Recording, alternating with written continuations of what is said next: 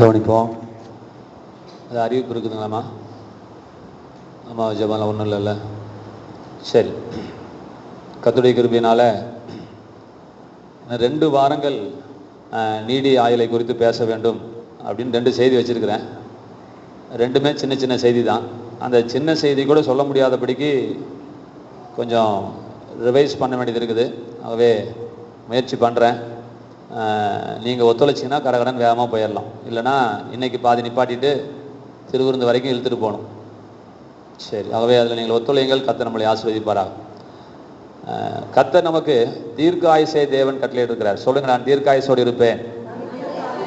நான் தீர்க்காயுசாக இருப்பது தேவனுடைய சித்தம். நோய் இல்லாமல் நொடி இல்லாமல் இருப்பது தேவனுடைய சித்தம். நான் சுகத்தோடு பல்லாண்டு வாழ்வேன். கருணாநிதி 90 வயசு வரைக்கும் உசுரோடு இருந்தது உண்மையானா? நான் 90 வயசுக்கு மேலே சுகத்தோடு பலத்தோடு இருப்பேன். நன்றாயும் இருப்பேன், நீடித்தும் இருப்பேன். சமாதானத்தோடும் இருப்பேன், நன்றாயும் இருப்பேன், நீடித்தும் இருப்பேன். செல்வ செழிப்போடு இருப்பேன். பிரதம மந்திரியோட பிள்ளைகளுக்கு குறைவு ஏற்பட்டாலும் எனக்கோ என் பிள்ளைகளுக்கோ ஒரு குறைவும் ஏற்படுவதில்லை. என் போக்கையும் வரத்தையும் கர்த்தர் பாதுகாக்கிறார். நான் போகையிலும் ஆசீர்வாதமாக இருப்பேன், வருகையிலும் ஆசீர்வாதமாக இருப்பேன். பொல்லாப்பு, அதாவது விபத்து எனக்கு நேரிடாது. கொள்ளை நோய்க்கு கர்த்தர் என்னை தப்புவிப்பார். என் எலும்புகளில் ஒன்றாகிலும் முறிக்கப்படுவதில்லை. அவர் நான் புசிக்கிற ஆகாரத்தையும் நான் குடிக்கிற தண்ணீரையும் ஆசீர்வதித்து என் வியாதி என்னிலிருந்து விலக்கி மலட்டுத்தனத்தை நீக்கி என் ஆயுசு நாட்களை பூரணப்படுத்துகிறார்.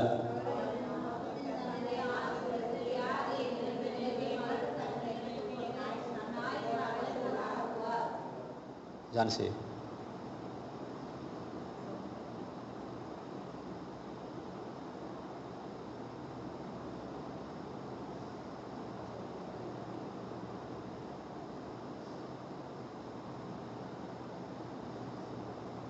ஹலோ, எனக்கு வசனம் தெரியல.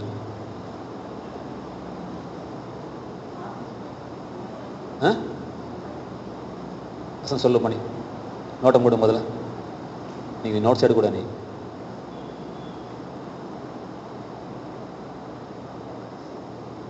வசனம் எங்கே இருக்குது?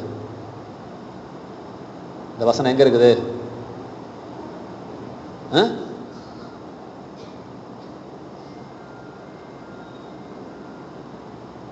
வசனத்தை சொல்லு முதல்ல.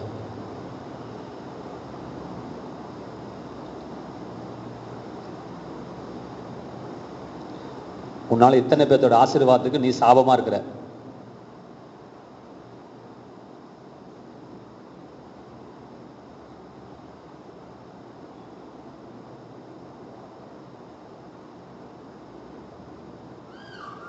கலாவுக்கு தெரியுமா அந்த வசனம்?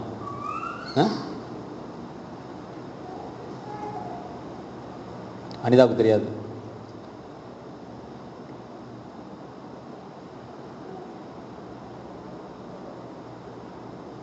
அன்புச்சலுக்கு தெரியுமா?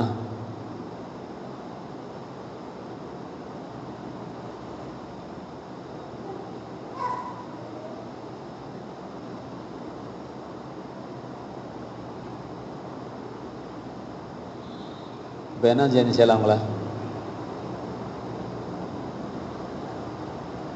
சொல்லு.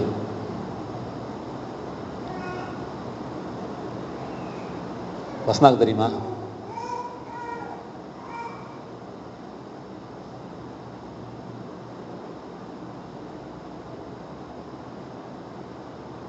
அடுத்த வாரத்துலேருந்து எனக்கு காய்ச்சி கொண்டு வரக்கூடாது. இப்பயே சொல்லிட்டேன், நீ வாங்காத வேணே. அவங்க ஃப்ளாஸ்க்கும் வேண்டாம், அவங்க பாலும் வேண்டாம். நீ நான் வச்சுக்கோ.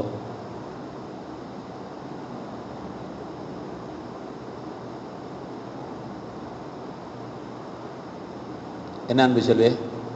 என்னது சொல்லுங்க. தேவையில்லை உனக்கு வார்த்தை இல்லையா? என் வேஷம் போகிறதுக்காக வரீங்க அப்படி தானே? ஆனால் காலையிலேருந்து ராத்திரி வரைக்கும் டெட்டு ஸ்லெட்டுன்னு சொல்லிட்டு மனப்பாடம் பண்ணி சாகுறீங்க. அப்படி தானே? உங்களுக்கு வெக்கமா இல்லையான்னு கேட்குறேன். உங்களுக்கு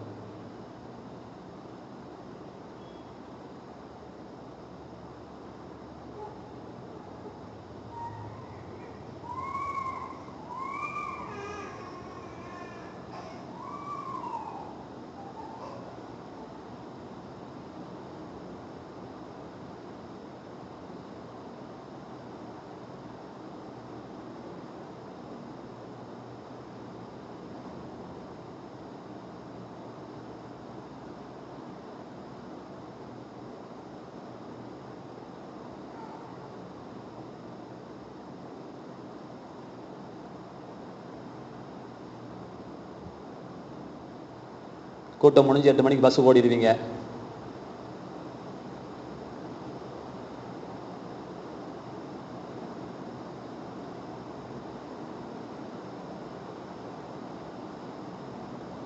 இந்த வசனம் சொன்னதே கிடையாது வாழ்க்கையில், இல்லையா?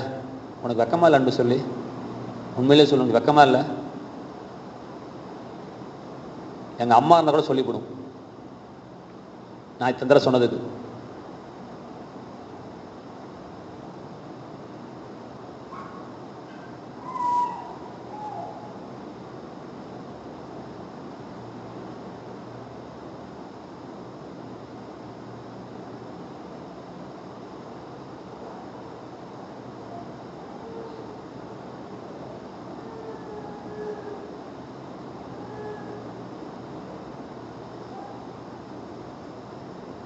அடுத்த வியாழக்கிழமை நான் கேட்குற அத்தனை வசனத்தையும் சொல்லாமல் இந்த இடத்துக்குள்ளே வரவே கூடாது.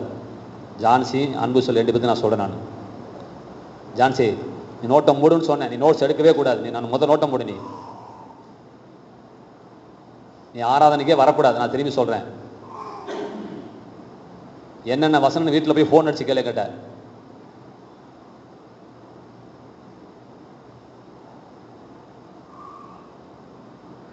அன்பு சொல்லி சொல்லுவியா சொல்ல மாட்டியா? என்கிட்ட கேள்வி பதில் சொல்லு. வீட்டில் போய் ஃபோன் அடிச்சு எங்கிட்ட வசனம் கேட்கணும். அது 10 வசனம் வருதா 5 வசனம் வருதா தெரியாது எனக்கு. அத்தனை வசனத்தையும் எனக்கு நீங்கள் சொல்லணும். ஒரு தப்பு விட்டாலும் ஒவ்வொரு வசனத்தையும் 10 தடவை நீங்கள் உட்காந்து இம்போசிஷன் மாதிரி எழுத சொல்லுவேன். திரும்ப சொல்கிறேன் நான் உங்கள்கிட்ட. உனக்கு பஸ்ஸுக்கு நேரம் இல்லைன்னா ஜான்சி எழுதி காமிச்சு தான் வீட்டுக்கு போனி. இந்த வசனத்தை தேடி கண்டுபிடிச்சி யாரையாவது ஓசு கேட்டு 10 தடவை எனக்கு எழுதி காமிச்சிட்டு போகிற பேப்பரை வாங்கி நீ வீட்டுக்கு போகக்கூடாது. நீ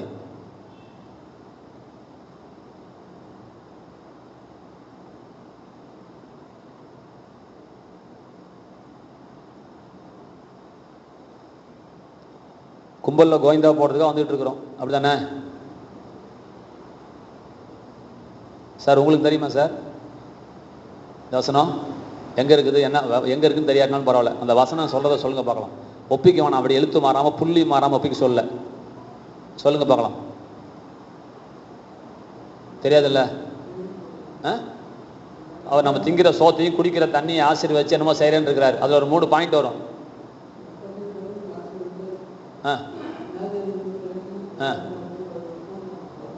அப்புறம் என்ன சொன்னார்? இன்னொரு வசனம் குறுக்கால இருக்குது. இன்னொன்று இருக்குது.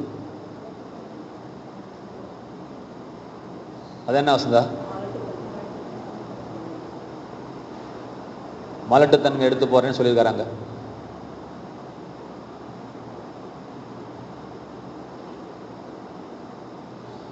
அதெல்லாம் அனிதாவுக்கு தேவையில்லை, இல்லையா? புருஷனுக்கு வந்தம்மா, 2 பிள்ளையை பத்தாச்சு, இனிமே என்னங்கிற?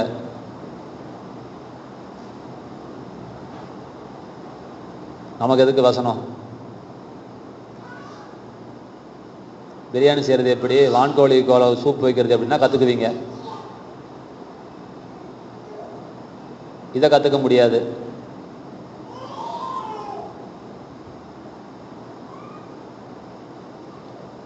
இந்த உட்காந்தாவே ஆவி அவிச்சு போட்டுறீங்க.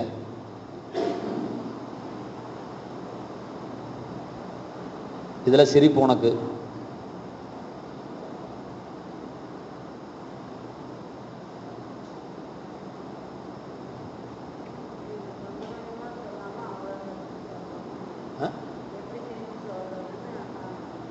எப்படி திருப்பி சொல்றது தெரியல. ஓஹோ, இல்லைன்னா அப்படியே கடகடன்னு சொல்லிடுவோம்.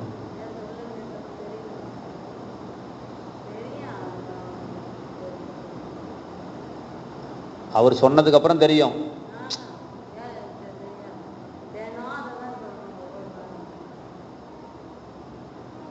அப்புறம் வாயை பத்திட்டு என்ன அர்த்தம்? என்னை முட்டாளாக்கிறதுக்கா? அது என்ன அர்த்தம்?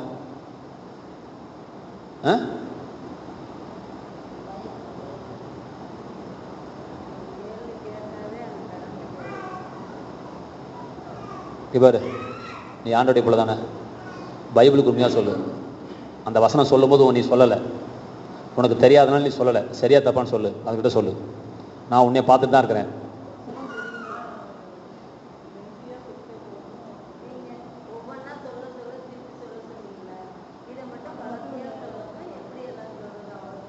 சரி, வசனத்தை சொல்லுன்னு சொல்லும்போது ஏன் முடிச்சுட்டு இருந்த? அது சொல்லு சொல்லு. இப்படிதான் அந்த ஆதாம் செஞ்சான். நிர்வாணின்னு தெரிஞ்ச உடனே தன்னுடைய தவறை ஒத்துக்காம அத்தையலையை தூக்கி சுத்திக்கிட்டு இருந்தான் உடம்புல. செஞ்ச தப்பை ஒத்துக்கிட்டா கர்த்தர் மன்னிச்சிருவாரு. இந்த தப்பை ஒத்துக்காம மூடி சுத்துறீங்க பாத்தீங்களா, இவன் இதனால தான் நாசமா போறது. நம்ம இன்னைக்கு மனுக்குலம் நாசமா போனதுக்கு காரணமே இந்த சுய நீதிகரிப்புன்னு பெரிய பேரு. அப்போ உங்க நிர்வாணத்தை நீங்க மூடுறீங்க. நான் செஞ்சது தப்பு இல்லை, இப்படின்னா அப்படி, அப்படின்னா இப்படின்னு போட்டு அத்தையலையை போட்டு மூடுறீங்க.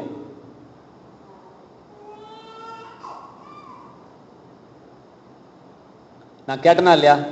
ஏன் நீ தெரியாதுன்னு சொன்ன? நீ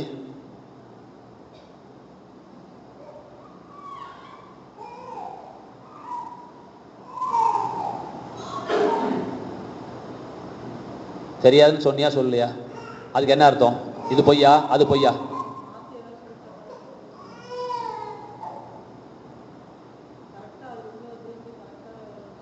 நான் என்னைக்கு அப்படி என் மைக்கு பிடிச்சனாலும் நான் கரெக்டாக சொல்லியிருக்கிறேன். நான் அப்படி சொல்லிருக்கேன் உங்கள்கிட்ட.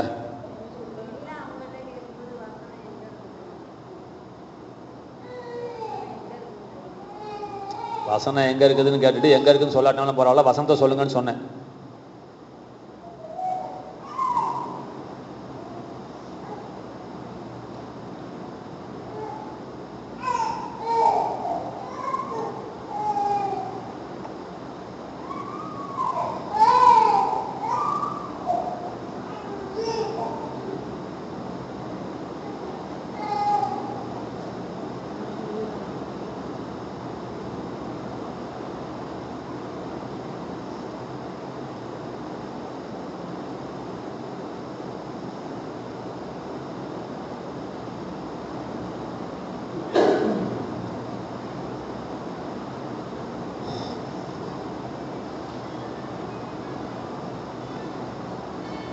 நீடித்து வாழ்வது மாத்திரமல்ல, சுகத்தோடு பலத்தோடு ஜீவனோடு வாழ்வது தேவனுடைய சித்தமா இருக்கிறது. சரி, நம்ம பல்லாண்டு வாழ வேண்டும் என்று தேவன் விரும்புகிறார். இதில் ஒரு முக்கியமான விஷயம் சொல்றேன். ஏற்கனவே கேட்டது மாதிரி உட்காந்துட்டு அப்படியே உட்காந்துட்டு இருக்காதீங்க. 100 மார்க் வாங்கிறதுக்கு எப்படி ஒரு மாணவன் பிரயாசப்பட வேண்டுமோ, ஒத்துழைக்க வேண்டுமோ, ஆசிரியரோடு, அவங்க கொடுக்குற டெஸ்ட்டோடு, அவங்க கொடுக்குற அசைன்மெண்ட்டோடு இவங்க எந்த அளவுக்கு கோஆப்ரேட் பண்ணுறாங்களோ அந்த அளவுக்கு தான் அவங்க 100க்கு 100 மார்க் ஸ்கோர் பண்ண முடியும். 20 மார்க் வாங்குறதும் 100 மார்க், 20 மார்க் போடுறதும் 100 மார்க் போடுறதும் வாத்தியார் கையில் இருக்குது அப்படின்னு உட்காந்துட்டு இருக்கிறது அல்ல. 20 மார்க் போட வைக்கிறதும் 100 மார்க் போட வைக்கிறதும் மாணவன் கையில் இருப்பது போல, நீ 80 வருஷம் வாழ்றதும் 100 வருஷம் வாழ்றதும் இறைவன் கையில் இல்லை. இறைவன் வாழ வைக்க ரெடியா இருக்கிறான். வாத்தியார் 100 மார்க் போட ரெடியா இருக்கிறாரு. உன் பேப்பர்ல விஷயம் இருந்தா நீங்க ஆண்டவர் சொன்ன அந்த விதிமுறைகளுக்கு நம்ம கட்டுப்பட்டு இருப்போமே ஆனால் நிச்சயமாகவே நம்ம தாராளமா 90 தாண்டி சதமடிக்க தேவன் ஆயத்தமா இருக்கிறார். ஏதோ சுகத்தை பத்தி மாத்திரம் நான் பேசல. செல்வ செழிப்பிலிருந்து, வெற்றியிலிருந்து, நம்மளுடைய ஒத்துழைப்பின் அடிப்படையில் நமது எதிர்காலம் அமைந்திருக்கிறது. புரிய வைக்கிறேன். ரட்சிப்பு, இப்ப எங்க அம்மா ரட்சிக்கப்படலை. எங்க அம்மா ரட்சிப்புக்காக இனிமே இயேசுநாதர் இறங்கி சாக வேண்டிய அவசியம் கிடையாது. எங்க அம்மாவோட ரட்சிப்புக்காக எல்லாவற்றையும் தேவன் செய்திருக்கிறார். உங்க புருஷனுடைய ரட்சிப்புக்காக, உங்க தாயாருடைய ரட்சிப்புக்காக தேவன் எல்லாமே செய்து முடிச்சிட்டாரு. இனிமே அவர் செய்ய வேண்டியது ஒரு சின்ன சுண்டு வரல கூட ஆட்ட வேண்டியது கிடையாது. அப்ப அம்மா ரட்சிக்கப்படுவது தேவ சித்தமா இருந்தாலும் அது நடந்துச்சா அப்படின்னா நடக்கல.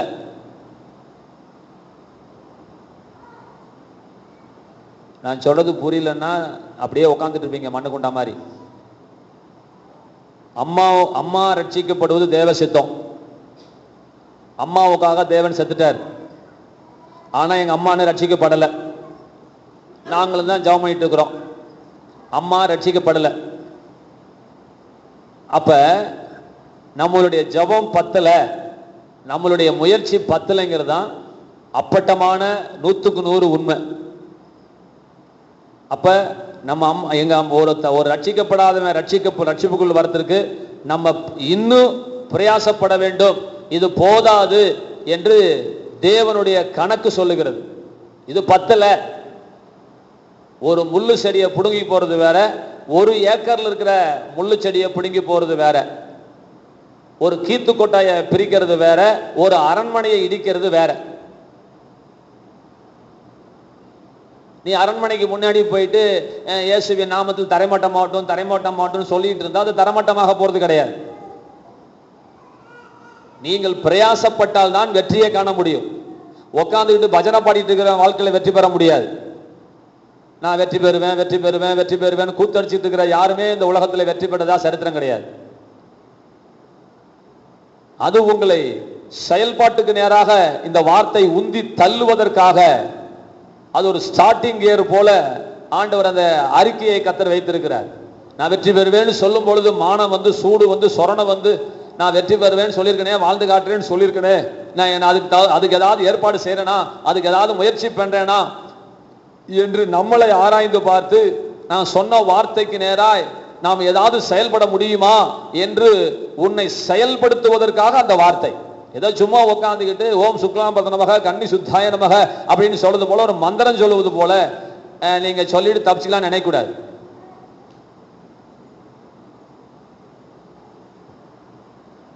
நான் பேசாம கண்ணை கட்டிட்டே பேசலாம்னு முடிவு பண்ணியிருக்கிறேன். உங்களை பார்த்தா நீங்க குசும்பு பண்ண போய் கடைசியில் என் ஆவியே அவிஞ்சு போகுது. கடைசியில்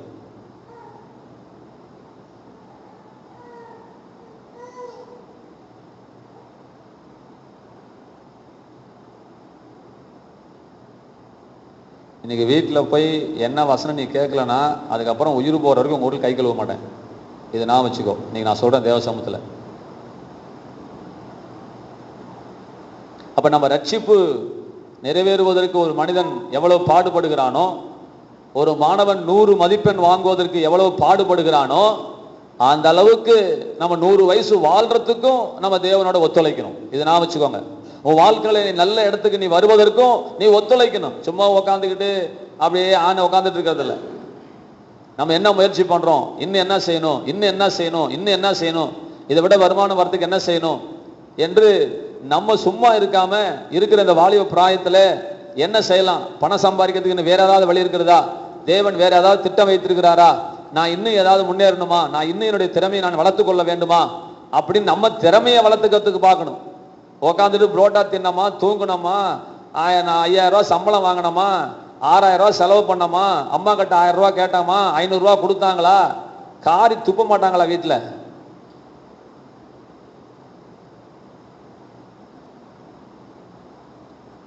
நம்ம முயற்சி பண்ணணும். அதுக்காக இவ்வளவு பேசுறேன். நீங்கள் ஒத்துழைக்கணும். ஒத்துழைப்பு அவசியம். நோட்ஸ் எடுக்கிறவங்க எடுத்துருக்கணும். நேரம் இவ்வளவுதான் பாயிண்ட். இந்த ஒத்துழைப்புக்காக இவ்வளவு பேசுறேன். என்ன எடுக்கணும் கூட தெரியாம பேன் அப்படியே பார்த்துட்டு இருக்கணும். அப்படிதானே வசந்தா? என்ன எழுதியிருக்கிற சொல்லு, படி பார்க்கலாம். அப்புறம் நான் சொல்ல வந்த கீழே வந்து ஒத்துழைப்பு. அதையே எழுதுறீங்க. நான் என்ன சொல்றதுக்காக இவ்வளவு நேரம் பேசினேன்னு தெரியாம போகுது கடைசியில.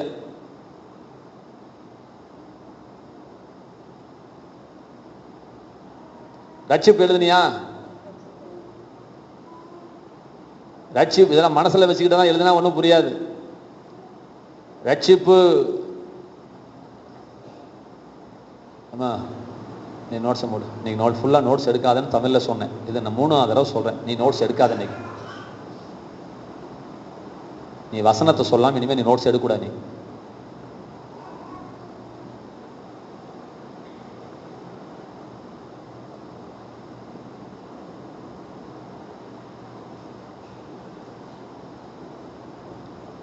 தேவனோடு நாம் ஒத்துழைக்கும் பொழுதுதான் நம்ம ஜெயிக்க முடியும். அதுக்காக நம்ம உட்காந்துக்கிட்டே கிடப்பது அல்ல. காலைல கொப்பமேட்டில் பேசும்போது சொன்னேன், கருணாநிதி 90 வயசு தாண்டிட்டார். அதுக்கு 1000 காரணம் இருக்கலாம். அதில் ஒரு காரணம் பாபா சொல்லுங்க பார்க்கலாம். எழுத்துக்குரிய பிரகாரமா கருணாநிதி நீ 90 டெஸ்ட் பண்ணுறாரு. ஒரு உதாரணம் சொல்லுனேன். கருணாநிதிக்கு சரி அதை சொல்லுங்க, நான் அப்புறம் சொல்கிறேன். கருணாநிதி 90 வயசு இருக்கிறதுக்கு ஒரு காரணம் என்ன? ஹெரிடிட்டரியெலாம் விட்டுருங்க. இன்னொரு உலக பிரகாரமான ஒரு காரணம் இருக்குது. போஷிப்பு. பணக்காரன் தான் திங்கிறான். அதை கரெக்டாக சொல்லுங்க. சரி, தன்னம்பிக்கை. சரி, என் கருத்து சரியான மாதிரி சொல்லுங்க. நான் சொல்கிறேன், அவனுடைய பாடியை அவன் கம்ப்ளீட் செக்கப்லேயே தான் வச்சுருப்பாங்க. அது போஷிப்புங்கிற வேர்டு தப்பு இல்லையா? அது அந்த அந்த பராமரிப்புன்னு சொல்லணும். அது பேர் போஷிப் இல்லை. போஷிப்னா திங்கிறது. பராமரிப்புங்கிற வேர்டு சரியான வார்த்தை. அப்போ ஒரு சின்ன தும்மல் கூட வராமல், இருமல் கூட வராமல், காய்ச்சல் கூட வராதபடிக்கு அவனை 24 hours அவனை செக்கப் பண்ணி அவர் அந்த பாடியை அந்த கரெக்டாக மெயின்டைன் பண்ணி வருவாங்க. நேற்றைய தினத்தில் நானும் வேணி SRM ஹாஸ்பிட்டலுக்கு போயிட்டு வந்தோம். ஒரு மாஸ்டர் ஹெல்த் செக்கப்புக்கு ஒரு 1000 ரூபா கட்டி வேணி போச்சு. நான் சொல்லி தான் அனுப்பிச்சேன். அவன் முடியவே முடியாது, பொழைக்கவே முடியாதுன்னு சொன்னால் அவனை நீ காதலை கேட்கக்கூடாது. உன் கண்டிஷன் தெரிஞ்சுக்கிறதுக்காக நீ போகிற, நீ போய் தெரிஞ்சுட்டு வா அப்படின்னு சொல்லி அனுப்பிச்சாச்சு. அவன் போய் அப்படி இப்படின்னு செக் பண்ணுறான். அப்போ என்ன சொல்கிறான், அங்கே போட்டிருக்கிறான், பிற்காலத்தில் புற்றுநோய் வருமா, ரத்த அழுத்தம் வருமா, பிற்காலத்தில் மூட்டு வலி வருமா அப்படிங்கிறதுக்கு இப்போ செக் பண்ணுறான். இப்போ உட்காந்து செக் பண்ணுறான். பிற்காலத்தில் டியூமர் கேன்சர் கட்டி வருமா, பிற்காலத்தில் என்ன பிரச்சனை வரும் அப்படிங்கிறத இப்பயே டயக்னோஸ் பண்ணுறான். சர்க்கரை வியாதி பின்னால் வருமா, இன்னொரு 10 வருஷம் போச்சுன்னா மூட்டு வலி வலிக்குமா அப்படின்ட்டு இவன் இப்போ உட்காந்து மூட்டை செக் பண்ணிட்டு இருக்கிறான். மை தடவி என்னமோ ஆயின்மெண்ட் தடவி வச்சு பார்க்குறான். வச்சு பார்த்துட்டு இல்லைங்க உங்களுக்கு எல்லாத்தையும் நல்லா இருக்குதுங்க அப்படிங்கிறான். அப்போ இதெல்லாம் சொல்கிறான். அப்போ நான் நினச்சேன், நமக்கு இவ்வளோ பெரிய செக்கப் இருந்துச்சுன்னா முதலமைச்சர் பிரதம மந்திரிக்கெலாம் எப்படி இருப்பாங்க அப்படின்னு சொன்னால் அவங்க கம்ப்ளீட் செக்கப்புக்குள்ளே இருப்பாங்க. அவனுக்கு ஒரு டாக்டர் கட்டாயமாக பக்கத்தில் இருப்பார். இதை குடித்தா இருமல் வரணும் கூட அதை குடிக்க விட மாட்டாங்க, இவரும் குடிக்க மாட்டார். இப்படி பாடியை, ஏன்னா உயிர் வாழணுங்கிறது இல்லை, பதவியினுடைய ஆசை இருக்கிறதுனால நம்ம பதவிக்காவது நம்ம உயிரோடு இருக்கணுங்கிறதுக்காக தன்னுடைய சரீரத்தை, சில பேர் செல்ஃபோன்லாம் கவர் 10 ரூபா, 2000 ரூபா 500 ரூபா இருக்காது, அதுக்கு 4 கவர் போட்டு சுற்றி வச்சுருப்பாங்க. நல்லா இருக்கும், பார்க்கறதுக்கு தமாசா தான் இருக்கும். அது கூட 5 வருஷம் கழிச்சு பார்த்தா வாங்கின அன்னைக்கு எப்படி இருந்துச்சோ அப்படியே வச்சுருப்பாங்க. அப்போ அந்த செல்ஃபோன் அவங்க மெயின்டைன் பண்ணுவது போல அவங்களுடைய பாடியை அவங்க மெயின்டைன் பண்ணுறாங்க. அதான் ஒத்துழைப்புன்னு சொல்கிறேன். அவங்களுக்கு தெரிஞ்ச அளவுக்கு அவங்க ஒத்துழைக்கிறதுனால அவங்க பாடியை கரெக்டாக மெயின்டைன் பண்ணிட்டு போகிறாங்க. கரெக்டாக மெயின்டைன் பண்ணுவாங்க. நிச்சயமாக நான் பந்தயம் கட்டுறேன். காரணம் அவங்க அப்படி அந்த அளவுக்கு அந்த டாக்டருடைய ஆலோசனைகளுக்கு அவர் ஒத்துழைத்து என்ன சாப்பிடணும், என்ன சாப்பிடக்கூடாது, என்ன அவாய்ட் பண்ணணும், எவ்வளோ நாளைக்கு என்ன சாப்பிடணும் முதற்கொண்டு அவன் டாக்டர் ப்ரிஸ்கிரைப் பண்ணதான் அவங்க தின்னுட்டு இருப்பாங்க. அதனால இன்னைக்கு 90 தாண்டி போயிட்டு இருக்கிறாங்க. ஆனால் வேதம் என்ன சொல்லுகிறது, நல்லா கவனிங்க. இதில் ஒரு முக்கியமான பாயிண்ட் சொல்கிறேன். வேதம் என்ன சொல்லுகிறது, நீ கரெக்டாக உடம்ப டயட்டாக வச்சுக்கிட்டா நீ 100 வயசு வாழ்வன்னு ஒரு வசனம் கூட சொல்லவே கிடையாது. சரீர முயற்சி அற்ப பிரயோஜனம் உள்ளது. பிசிக்கல் எக்ஸசைஸ் உங்களுக்கு ஒரு ரொம்ப ரொம்ப ரொம்ப ரொம்ப குறைவான பலனை தரும் என்று கர்த்தர் சொல்லுகிறார். அதாவது இந்த பராமரிப்பு நல்ல எக்ஸசைஸ் பண்ணி நீ செஞ்சினா அது ரொம்ப குறைவுங்க. அப்ப ஆண்டவர் அதுக்காக கீழ்ப்படியக்கூடாதுன்னு சொல்லலை. அதெல்லாம் கட்டாயம் தேவை. இந்த உலக பிரகாரமான இயற்கை நீதிகளுக்கு நம்ம கட்டுப்பட்டே ஆகணும். இதை பார்க்கலும் மேலாக ஆவிக்குரிய சில விதிமுறைகளை தேவன் வைத்திருக்கிறார். அவைகளுக்கு நாம் கீழ்ப்படிந்திருக்கும் பொழுது நாம் பல்லாண்டு வாழ முடியும் என்று தேவன் சொல்லுகிறார்.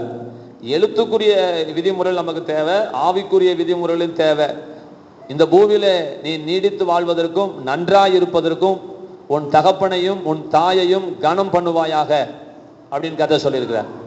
அப்ப நீடித்து வாழ்வதற்கு நம்ம தகப்பனையும் தாயும் கீழ்ப்படின்னு இப்படி பல பல நிபந்தனைகளை தேவன் தந்திருக்கிறார். ஆக நம்ம ஒத்துழைக்கணும். அதனால சாப்பிடக்கூடாதுன்னு நான் சொல்லலை, சாப்பிட்டாதான் நீ 100 வயசு இருப்பேன்னு நான் சொல்லலை. நீ பாடியை கரெக்டாக மெயின்டைன் பண்ணா 100 வயசு இருப்பேன்னு நான் கேரண்டி கொடுக்க முடியாது.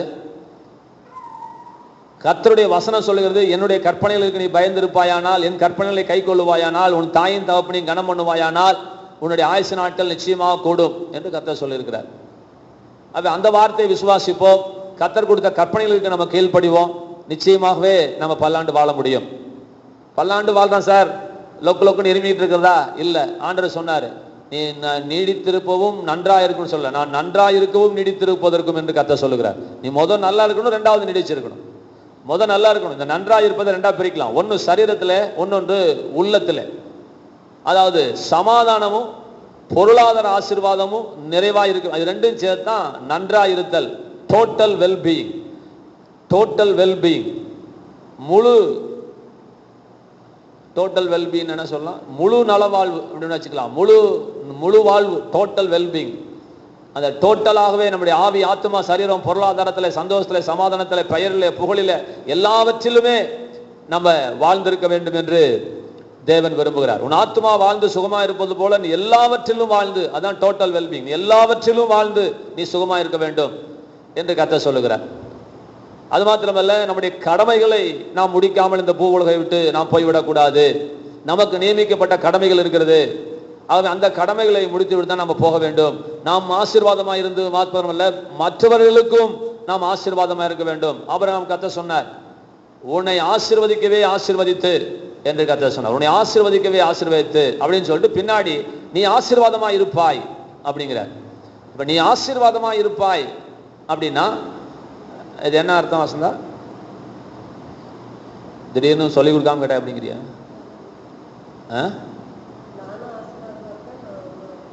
நீ ஆசீர்வாதமா இருப்பாய்ங்கிறது என்ன அர்த்தம்? சித்ராவுக்கு தெரியுமா? சொல்லக்கூடாது. தெரியுமா? தெரியும், நல்லா யோசிக்கிறீங்க.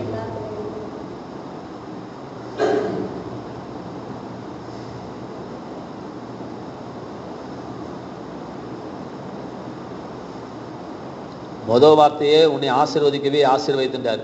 அப்புறம் எதுக்கு ஆசீர்வாதமா இருப்பானாரு?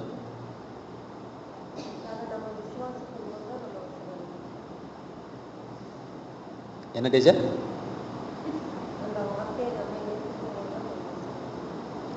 ஆண்டவர் ஏமா ரெண்டாவதா வளர்றாருன்னு கேட்கிறேன்.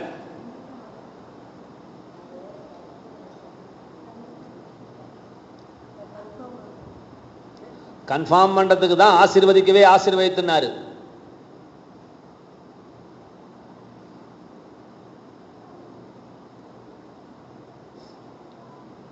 ரெண்டாவது தடவை சொன்ன ஆசீர்வாதம் வேணிக்கு ஞாபகம் இருக்கா? ஞாபகம் இருக்கான்னு கேட்டேன். இருக்குதான் தான் கேட்டேன். இருக்குது இல்லைன்னா சொல்லணும்.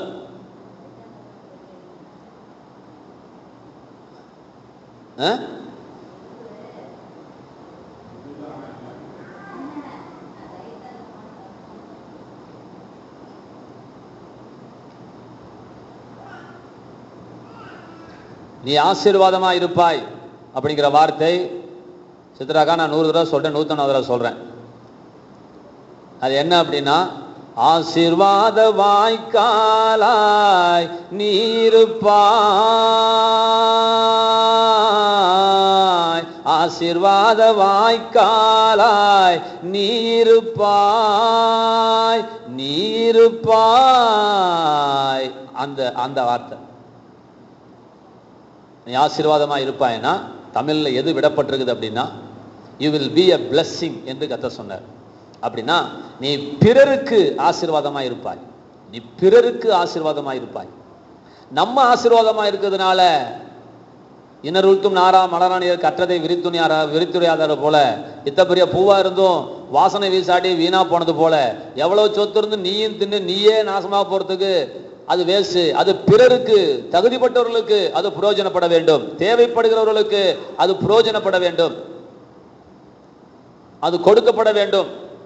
அது அநேகருக்கு உன்னை ஆசீர்வாதமாய் வைப்பேன், பிறருக்கு உன்னை ஆசீர்வாதமாய் வைப்பேன், உன் மூலியமாய் சகல ஜாதிகளை ஆசீர்வதிப்பேன்.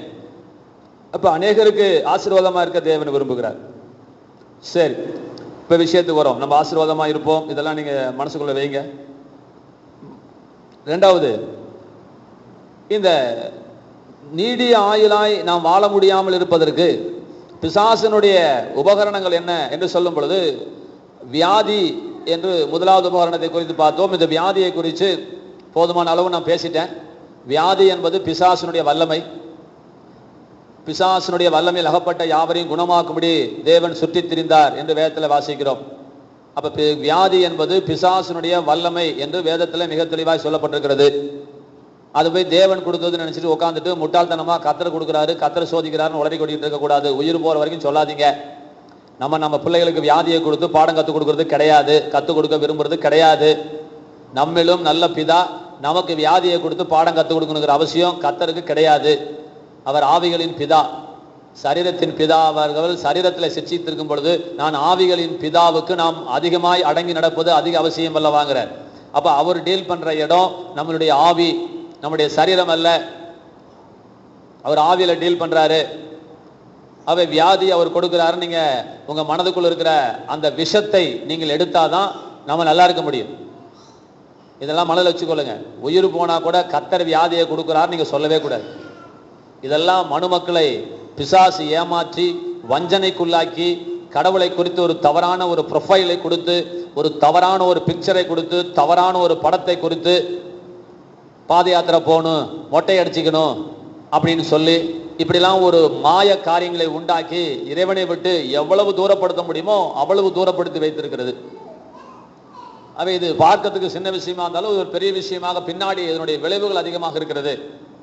அவை வியாதியை கத்தர் தருகிறார் என்று நாம் மனதிலே நாம் நினைக்க கூடாது. இறைவன் தருவார் என்று நம்ம சொல்லக்கூடாது. வியாதியை குறித்து ஏதேன் தோட்டத்திலே வியாதி இல்லை, 1000 வருஷாச்சிலே வியாதி இல்லை, பரலோகத்திலே வியாதி இல்லை. ஏன்னா அதுக்கு காரணகர்த்தாவைய சாத்தான் இந்த 3 இடத்துலையும் கிடையாது.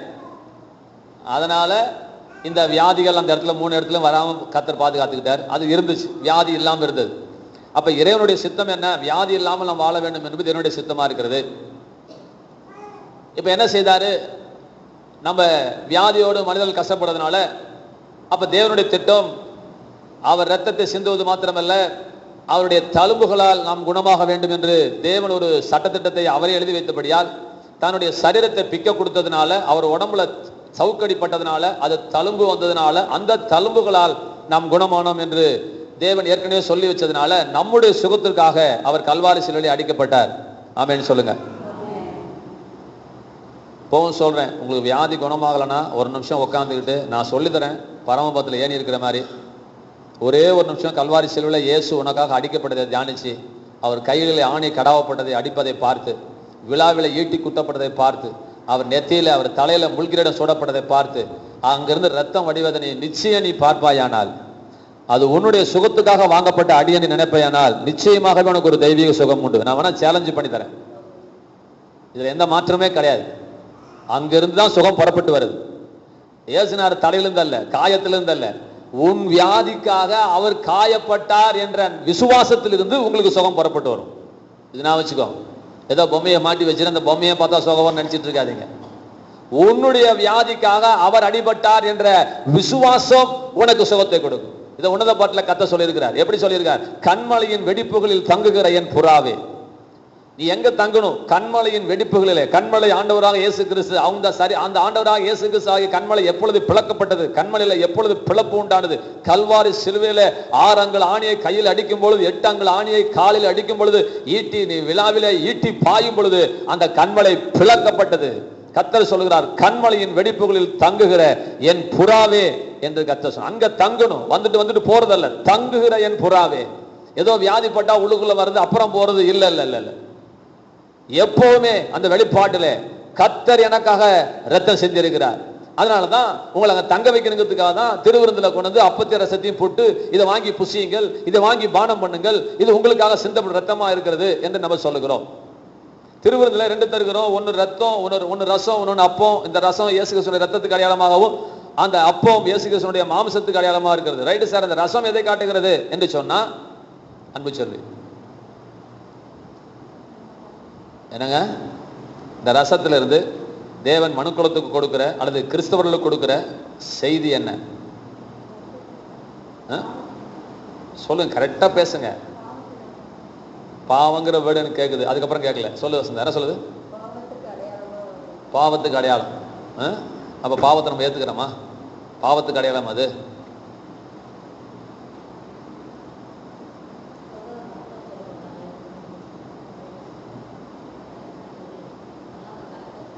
இங்கே போகும்போது ஒரு சர்ச்சுக்கு சொல்லிட்டு போ, சாணியை கரிச்சு அந்த தலையில் ஊற்றுவார் நாளைக்கு போகும்போது.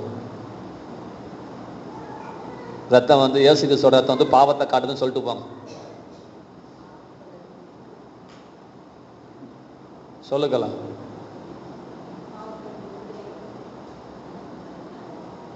இது வேற ஒரு காலேஜில் படிச்சு வந்துச்சு. நீ கவர்மெண்ட் ஆர்ட்ஸ் காலேஜில் படித்த, இது வந்து இதில் போய் படிச்சு வந்துச்சு இல்லையா? எஸ்ஆர்சியில் திருச்சியில் இருக்கிற ஒரு இருக்கிறதே பெரிய லயோலா, மெட்ராஸ் லயோலா காலேஜில் படிச்சு வந்துருக்கு இந்த அம்மா. கேம்பிரிட்ஜ் யூனிவர்சிட்டி, நீ வந்து பாரதிதாசன் யூனிவர்சிட்டி.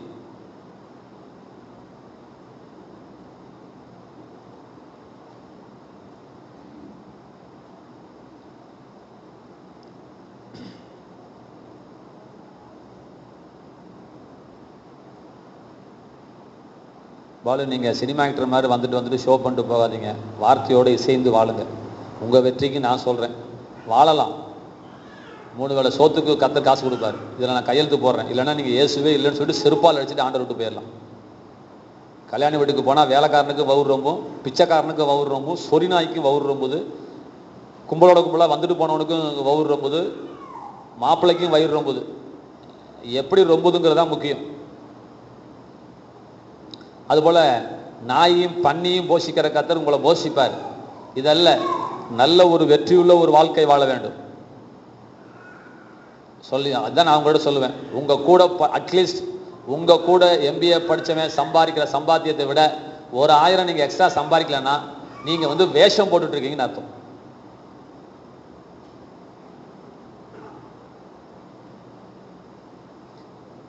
நீங்க வார்த்தைக்கு நீங்கள் முக்கியத்துவம் கொடுங்க. இங்கே இருக்கிற வரைக்கும் கேட்டீங்க, அப்புறம் போயிட்டீங்க. நல்லா இருக்குன்னு சொன்னீங்க, அப்புறம் போயாச்சு. வார்த்தையை கேட்டு இப்போ நான் சொல்கிறேன், எந்த வசனத்துக்காவது எனக்கு தெரியும் பாசம் கை தூக்குனீங்களா? நான் சொல்கிறேன் அப்படின்னு. ரத்தம் எதை காட்டுது பாலு? சொல்லுங்க பார்க்கலாம். இயேசுக்கு சிறுவில ரத்தம் சிந்தினார். இதுலேருந்து என்ன சொல்ல வர்றார் தெரியுமா உங்களுக்கு?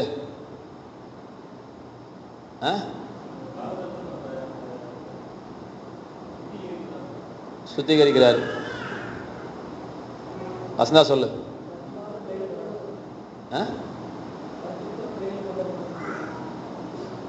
இது வந்து LKG ஸ்டூடெண்ட் சொல்ற பதில். இந்த அம்மா சொன்னது பாவத்தை காட்டுதுங்கிறது வந்து பித்துக்கு பைத்தியக்காரன் சொன்ன பதில். நீ சொல்லுமா?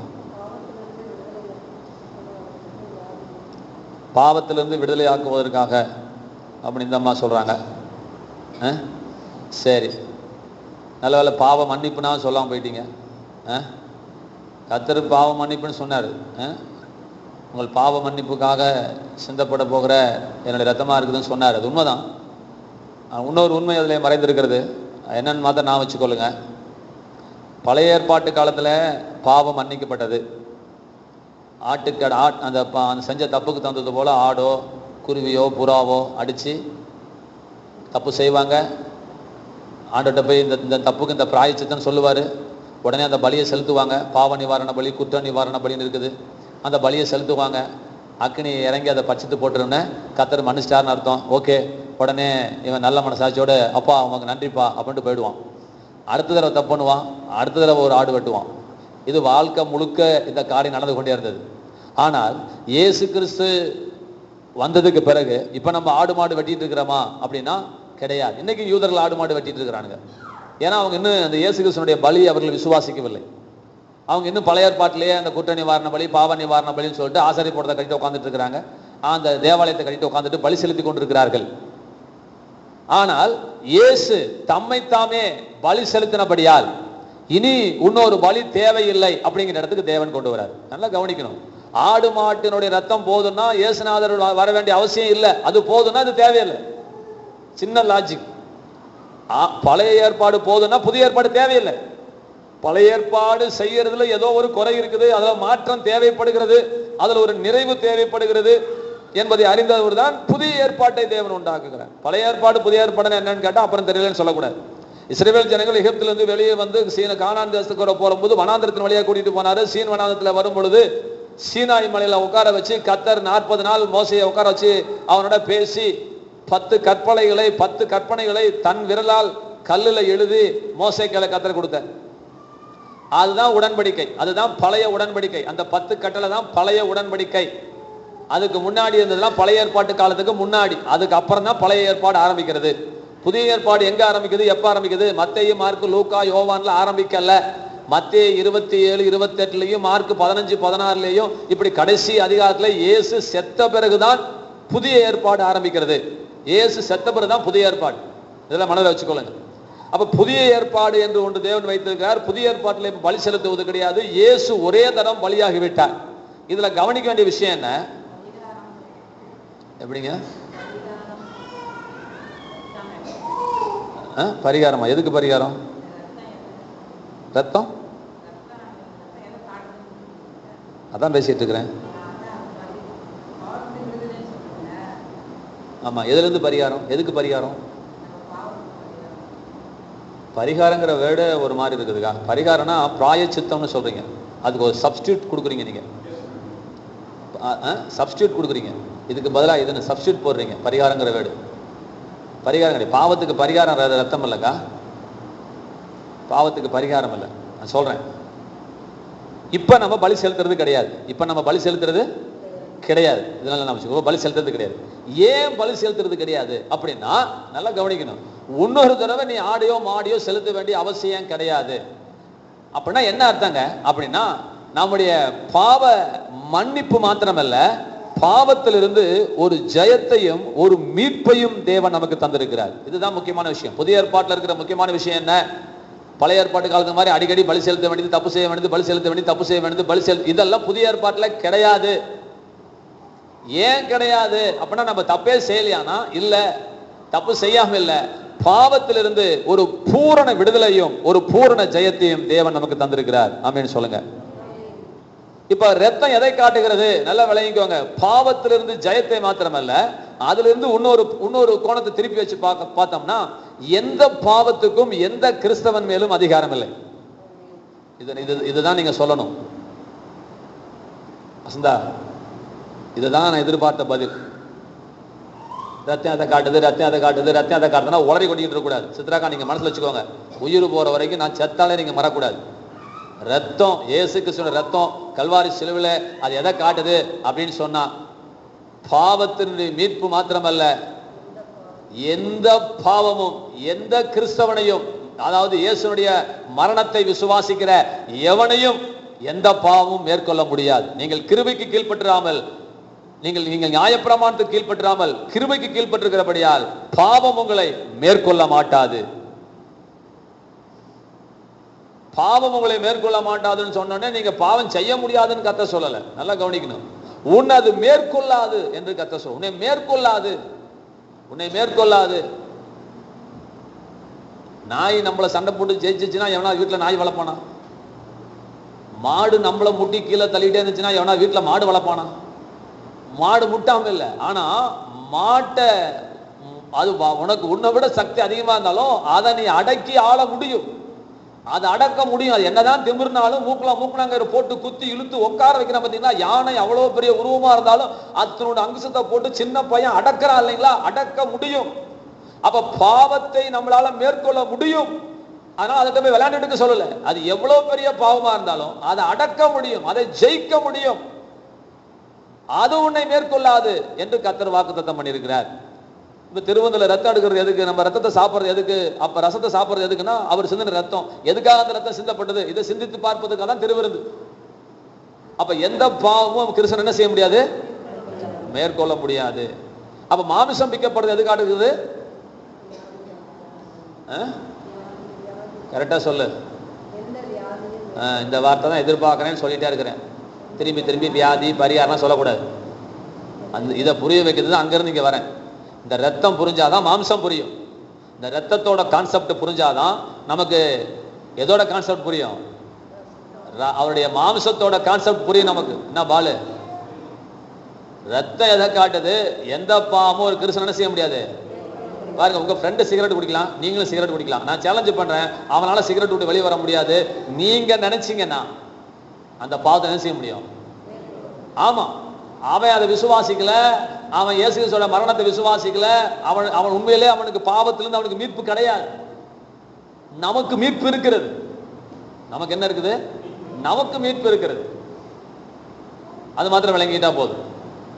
எப்படி பாவம் ஒரு கிறிஸ்தவனை மேற்கொள்ள முடியாதோ, அதுபோல இயேசு கிறிஸ்துவின் பாடு மரணத்தை விசுவாசிக்கிற ஒரு கிறிஸ்தவனுக்கு எந்த வியாதியும் மேற்கொள்ள முடியாது. ஆமென் சொல்லுங்க. எதுக்கு என்ன டாபிக்ல பேசிட்டு இருக்கிறேன்னு நல்லா கவனிங்க. 100 வயசு வாழணும், வாழ முடியாததற்கு பிசாசு என்ன கொண்டு வரான்? வியாதியை கொண்டு வரான். இந்த வியாதியை கண்டு நீங்க பயந்து விடக் கூடாது. வியாதி தேவனுடைய சித்தம் அல்ல, வியாதி ஒரு பெரிய வல்லமை அல்ல, அது வியாதி ஒரு பிசாசுடைய வல்லமை. அதை மேற்கொள்வதற்கு பிசாசுடைய சகல வல்லமைகளை மேற்கொள்ள தேவன் நமக்கு என்ன கொடுத்திருக்கிறாரு? அதிகாரம் கொடுத்திருக்கிறார். சகல பிசாசுகளையும் மேற்கொள்ள நமக்கு அதிகாரம் தந்திருக்கிறார். அது பிசாசுடைய வல்லமை, அது நம்மளால மேற்கொள்ள முடியும். இரண்டாவது, நம்முடைய பாவத்திலிருந்து மீட்பு மாத்திரமல்ல, வியாதியிலிருந்து ஒரு மீட்பையும் கர்த்தர் கல்வாரி சிலுவையிலே நமக்காக உண்டு பண்ணியிருக்கிறார். ஆகவே வியாதியை கண்டு நீங்கள் பயப்பட வேண்டிய அவசியம் இல்லை. வியாதியினால நீங்க செத்து போயிடுவோங்கிற எண்ணத்துக்குள்ள நீங்கள் போகக்கூடாது. வியாதியின் மீது பரிபூர்ண ஜெயம் இருக்கிறது. ஆமென் சொல்லுங்களேன்.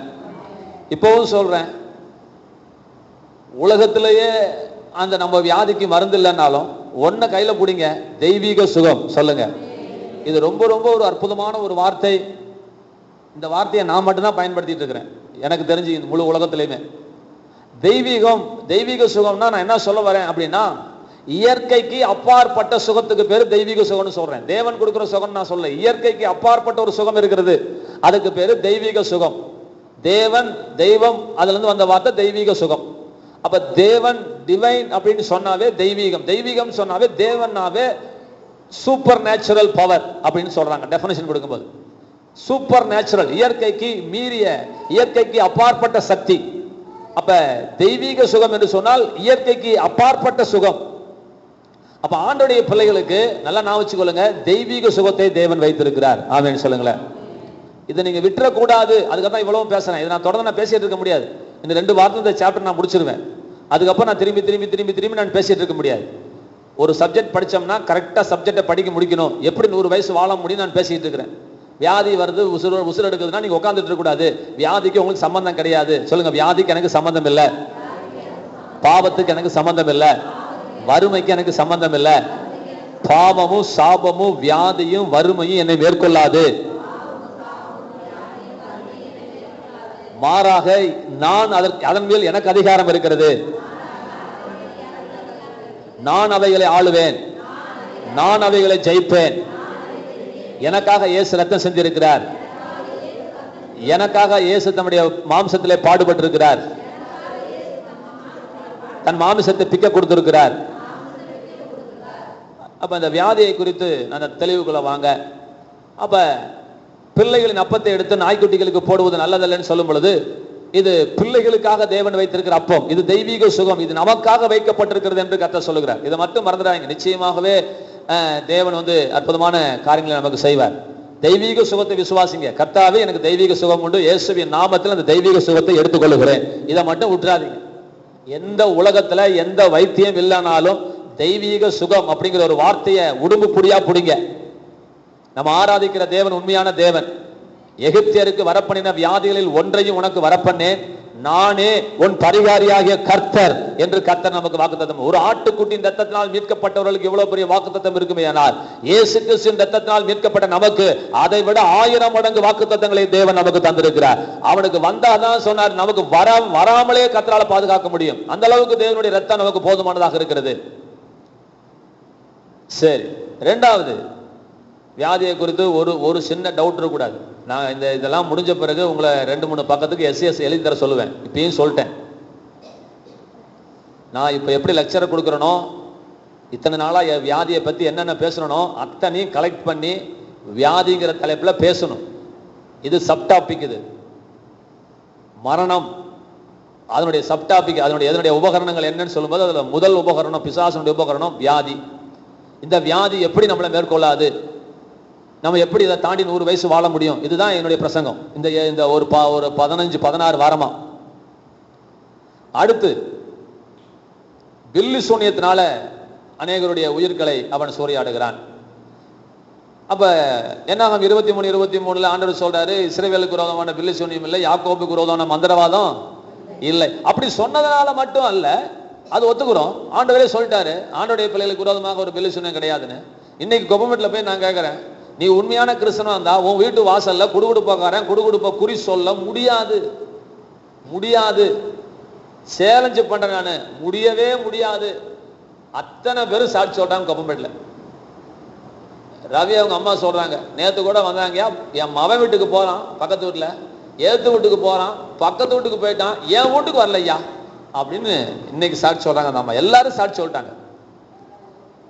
அப்படி அவன் சொன்னானா அவன் டூப்ளிகேட் இல்லையா, நீ டூப்ளிகேட். இது ரெண்டுல ஒண்ணு முடிவு தான் விஷயம். நீ சரியா ரட்சிக்கப்படனா, உனக்கு இயேசுவை தெய்வமா நீ ஏத்துக்கொள்ளல அப்படின்னா நிச்சயமா உன் வீட்டுல முன்னாடி வந்து அவன் குறி சொல்லுவான். அவன் சொல்லிட்டானா நீ ரட்சிக்கப்படன்னு அர்த்தம், அவன் சொல்லலைன்னா நீ ரட்சிக்கப்பட்ட. சரி, ஏன் பில்லு சூனியம் நமக்கு பலிக்காது? அன்பு செல்வி,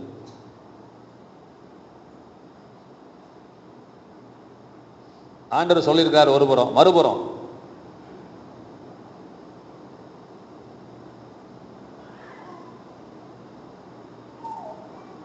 தெரியல.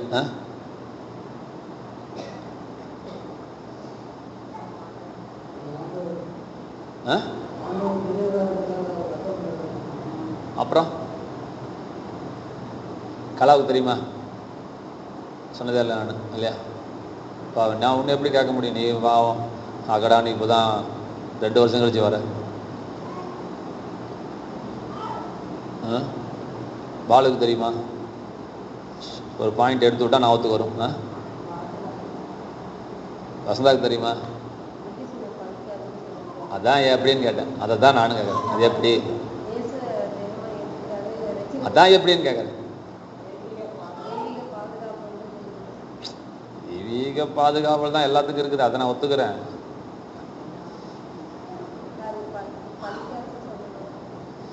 அதுதான் ஏன்னு கேட்கறேன். ஏன் பலிக்காது சொல்லுங்க.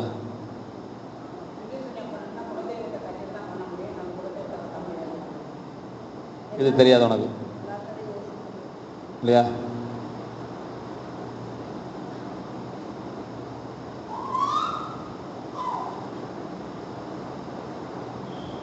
அனிதாவுக்கும் தெரியாது. என்ன சார், என்ன சொன்னாங்க கேட்டீங்களா? என்ன சொன்னாங்க கேட்டுக்கிட்டீங்களா? புரிஞ்சுதா? ஒன்று தடவை சொல்லட்டுமா? அவங்க சொன்னது புரிஞ்சுதா? பில்லி சூனியம் செய்வனை என்பது ஒரு மனிதன் ஆராதிக்கிற அவன் குலதெய்வத்தை பேரம் பேசி, மந்திரத்தால் கட்டுவதல்ல, பேரம் பேசி லஞ்சம் கொடுத்து, கோழி கொடுத்து, ஆடு கொடுத்து ஓரம் கட்டுறதுக்கு பேர் தான் கட்டி வைத்தல்னு பேரு. அப்போ அந்த கூலி கொடுத்து லஞ்சம் கொடுத்து ஓரம் கட்டின பிறகுதான் ஒரு மனிதன் அனுப்புகிற அந்த ஆவியை அவனுக்கு அனுப்பி அந்த ஒரு மனிதனுக்கு வில்லையோ சூன்யமோ செய்வனையோ ஏவலோ எது செஞ்சாலும் அவன் குலதெய்வத்தை அவன் கட்டினா தான் இவன் பில்லு சூனியம் செயல்படும்.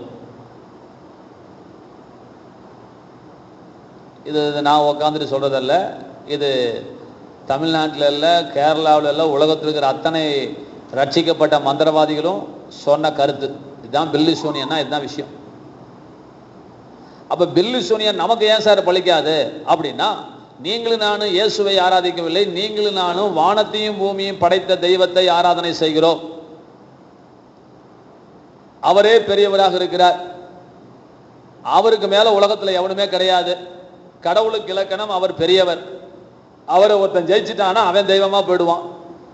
அப்ப கடவுள் பெரியவரா இருக்கிறபடினால், அவர் நம்முடைய குலதெய்வமா இருக்கிறபடியால், இப்ப உண்மையான கடவுளை ஒரு மனிதனால் என்ன செய்ய முடியாது? கட்ட முடியாது. அதனால உண்மையான தெய்வத்தை நீ நான் வழிபடுறதுனால, உண்மையான தெய்வத்தை கட்ட முடியாதனால நமக்கு என்ன பலிக்காது? என்ன பாலு, லாஜிக் புரியுதா? இல்லை இதை ஒரு 3 மாசம் கழிச்சு திரும்பி பாடம் நடத்தணுமா? எப்படி பாலு மறக்கலாம் சொல்லுங்க பாலு.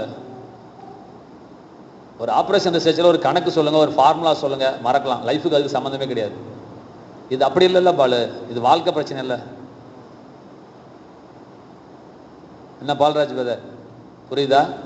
இல்லை 200 தடவை சொல்லிட்டாங்க, நான் சொல்றேன், இன்னொரு 200 தடவை சொல்றேன், என் தொண்டை கிழிஞ்சு ரத்தம் ஊத்துற வரைக்கும் சொல்றேன். புரிஞ்சுதான் ஒன்று சொல்லட்டுமா? என்ன கலா புரியுதா புரியலையா? வியாதி ஏன் வராதுன்னா கரெக்டாக பாயிண்ட் சொல்லணும். அவர் ரத்தத்தை செஞ்சிருக்காரு, மாம்சத்தை பிக்க கொடுத்துருக்காரு, அவர் தலைமுலாம் நான் குணமாயிட்டோம், அதை தாண்டி வர முடியாது, வியாதிக்கு நம்ம மேலே அதிகாரம் இல்லை, கடன்னு சொல்லணும். அடுத்தது பில்லி சுண்ணத்தினால உசுர எடுக்கிறான், எனக்கு அதுக்கு சம்மந்தம் கிடையாது பில்லி சுண்ணத்துக்கும். ஏன்னா என்னுடைய குலதெய்வம் வானத்தையும் பூமியை உண்டாக்குன தெய்வம், அவரை கட்ட முடியாது, அவரை கட்டிட்டு தான் பில்லி சுண்ணம் செய்ய முடியும். இதெல்லாம் சொல்லணும். புரியுதா புரியலையா? மூணாவது, எதிர்மறையான எண்ணங்களை அவன் கொண்டு வருகிறான். இதெல்லாம் ஏற்கனவே 100,000 தடவை சொன்னது. இதெல்லாம் எதிர்மறையான எண்ணங்கள். இதை குறித்து நிறைய நேரம் பேசிட்டேன், ஒரு நாள் ஃபுல்லாக பேசிட்டேன்.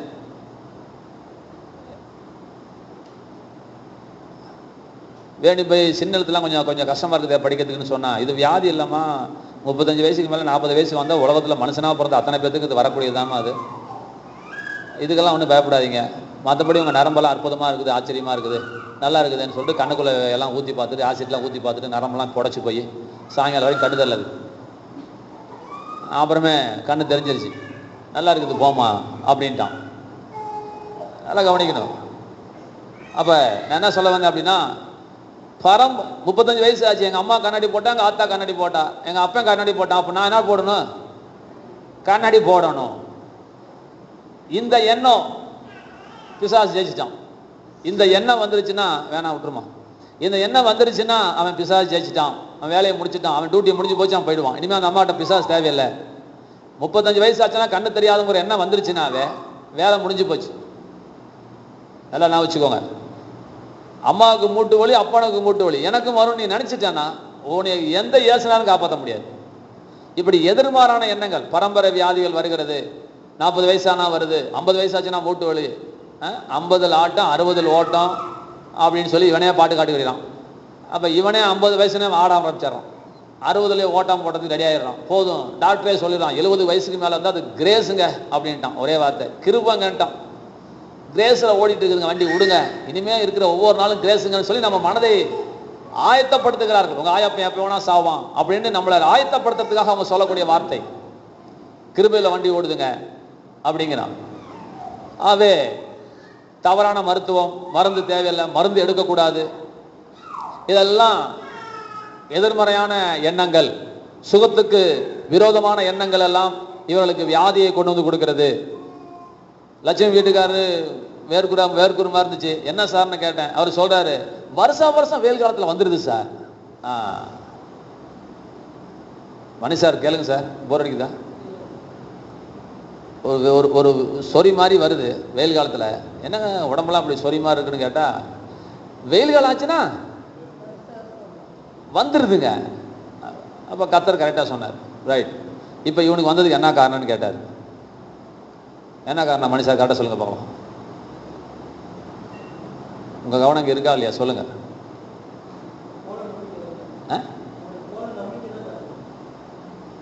கரெக்டாக சொல்லணும். நீங்கள் சொல்லுறது ரைட்டு தான், இன்னும் கொஞ்சம் அட்வான்ஸாக சொல்லணும். நல்ல பதில். பாலு இன்னும் கொஞ்சம் அட்வான்ஸ் வாங்க. இதெல்லாம் ஓகே.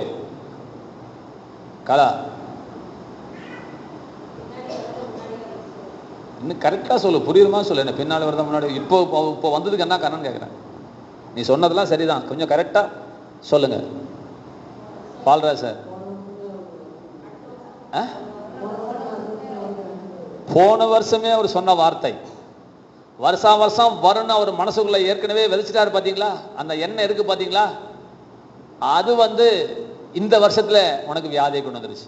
இப்போ இதுல ஒரு தமாஸ், அடுத்த வருஷம் அவருக்கு சொறி வருமா வராதா? வரும். ஏன்னா இந்த வருஷம் சொல்லிட்டார், வருஷம் வந்துருதுங்கன்னு இந்த வருஷம் வாயால நீ சொல்லிவிட்டேன். என்னங்க, உன் வாயால சொல்லிட்டல்ல, வேலை முடிஞ்சு போச்சு. நீதி உண்டாக இதயத்தில் விசுவாசிக்கப்படும், ரட்சிப்பு உண்டாக, ஆமா, வியாதி உண்டாக வாயினால் அறிக்கை செய்யப்படும். அப்ப இப்படிப்பட்டதான எண்ணங்களை கொடுத்துதான் அவன் அந்த மாதிரி காரியங்களை செய்கிறான். அவே நான் போன வாரம் சொன்னதை மறுபடியும் நாமப்படுத்துகிறேன், ரீகால் பண்றேன். என்னன்னா, ஜபம் என்பது ஒரு டிராபிக் போலீஸ் சரி பண்ணுவது போல, ஒரு வயல்ல போயிட்டு ஒரு விவசாயி தோட்டத்தை பண்படுத்துவது போல, ஜபத்துல உட்காந்து எதெல்லாம் சரியில்லையோ, நல்லா கவனிங்க, உங்க வாழ்க்கையில் எதெல்லாம் சரியில்லையோ அதையெல்லாம் நீங்கள் பண்படுத்த வேண்டும், அதையெல்லாம் சரி செய்ய வேண்டும். நேற்று வேணி இருந்துச்சுன்னு நினைக்கிறேன். வேணி பஸ் ஏற்று நிற்கிறேன், எஸ்ஆர்எம் போயிட்டு வந்துட்டு 3 போலீஸ் முக்குறான் அந்த டிராபிக் கண்ட்ரோல் பண்ணதுக்கு. கவனிச்சியா இல்லையா? 3 போலீஸ் எல்லாம் முடியல. ஒருத்தன் கையில மைக் வச்சிருக்காரு. 3 பேரும் 3 டைரக்ஷன்ல போய், நல்லா கவனிங்க, டிராபிக் ஜாம் இல்ல, எல்லா வண்டி வந்துட்டு போயிட்டு இருக்குது. ஆனா ஒவ்வொரு லைன்லயும் 10 வண்டி நிக்குது. எல்லாம் எல்லாம் நகர்ந்துட்டு தான், ஒண்ணு கூட இடிச்சிட்டு நிக்கல, எல்லாமே இருக்குது. 3 போலீஸ்காரன் முக்குன்னு முக்குறான். ஏ நீ வாப்பா, ஏ நீ போப்பா, ஏ நீ எடியா, ஏ நீ அங்க எறியா, நீ இங்க எறியான்னு சொல்லி 3 பேரும் முக்குன்னு முக்குறான். மைக்ல ஏ லாரி, ஏ டாடா சும்மா, யோ எடியா ஆயின்னு பேசிட்டு இருக்கான். அதை பார்க்கும்போது தமாசா இருக்குது. ஒரு சிக்னல் வச்சு தொலைஞ்சிட்டா அந்த பிரச்சனையே இல்லை. ஏன் தான் இப்படி பாடு போடுறானுங்கிறது எனக்கும் புரியல. அந்த டோல்கேட்டில் அப்படி பாடு போடுறானுங்க அங்கே. சரிங்க, இப்போ நல்லா கவனிங்க. இந்த டிராஃபிக் போலீஸு இன்னைக்கு இறைவனுடைய சித்தம் நடக்கட்டும் அப்படின்னு அவர் கொஞ்ச நேரம் டீ குடிச்சிட்டு இருந்தாருன்னா, நிச்சயமா சொல்றேன், இடிக்காது. 1 கிலோமீட்டருக்கு பஸ் நிற்கும் ஒவ்வொரு தெருவிலையும். லால்குடி ஸ்ட்ரீட்ல 1 கிலோமீட்டர் நிற்கும், இந்த சைடு மெட்ராஸ் ரோட்ல நிற்கும், முசிறி ரோட்ல நிற்கும், இந்த சைடு பாலம் வரைக்கும் இடிச்சிட்டு நிற்கும் சின்ன சின்ன கார்லாம். இடிக்காது. டிராஃபிக் நீ எடு, நான் எடுக்க மாட்டேன், நீ எடு, நான் தான் முதல் எடியா, நீ எடு, நான் எடுக்க மாட்டேன், ஆஃப் பண்ணி வாங்குவான். என்னை மொத்தம் வந்தாலும் செஞ்சு ஆஃப் பண்ணிவிடுவான். அவன் போலீஸ்காரனுக்கு பயப்படவும் தான் வண்டி எடுக்கிறான், இல்லைங்களா? இப்ப நல்லா கவனிங்க. இது போல நம்முடைய வாழ்க்கையில பிரச்சனைகள், வியாதிகள், கண்ணீர்கள், துக்கங்கள், சண்டைகள் இதெல்லாம் வரும் பொழுது ஆண்டவனே அப்படின்னு சொல்லக்கூடாது. போலீஸ்காரன் அங்க போயிட்டு ஆண்டவனேன்னு சொல்லல. கப்பலை ஓட்டுறவன் இன்னைக்கு கப்பலை கத்தர் எங்க கொண்டு போறாரோ கொண்டு போட்டுங்க அப்படின்னு சொல்லிட்டு மாடியில உட்காந்துட்டு இருக்கிறது இல்ல, மேல் தளத்துல உட்காந்துட்டு இருக்கிறது இல்ல, இல்லையா? மாலுமி கிட்ட போய் கேட்கறாங்க, ஐயா கப்பல் எங்க போகுது? அதாங்க தெரியல, அதாங்க நானும் பார்த்துட்டு இருக்கிறேன், இன்னைக்கு கத்தர் எங்க கொண்டு போறாரோ அங்க கொண்டு போட்டுங்க அப்படின்னு யாராவது சொல்றாங்களா? அப்படி யாரும் சொல்றது இல்லை. இந்த கரையை நோக்கி இத்தனை டிகிரியில நான் போய்கிட்டு இருக்கிறேன், இங்கதான் நான் போயிட்டு இருக்கிறேன் அப்படி என்ற ஒரு மாலுமி திட்டமுத்தலியுமாய் சொல்லுவது போல நம்முடைய வாழ்க்கையில, நம்ம வாழ்க்கை என்கின்ற கப்பலுக்கு நம்மை மாலுமியாக தேவன் வைத்தபடியால், வார்த்தையை சுக்கானாக ஸ்டீரிங்காக ஆண்டவர் வைத்திருக்கிறபடியால், சரியான திசைக்கு நேராய் நம்முடைய வாழ்க்கையை நாம் திருப்ப வேண்டும்.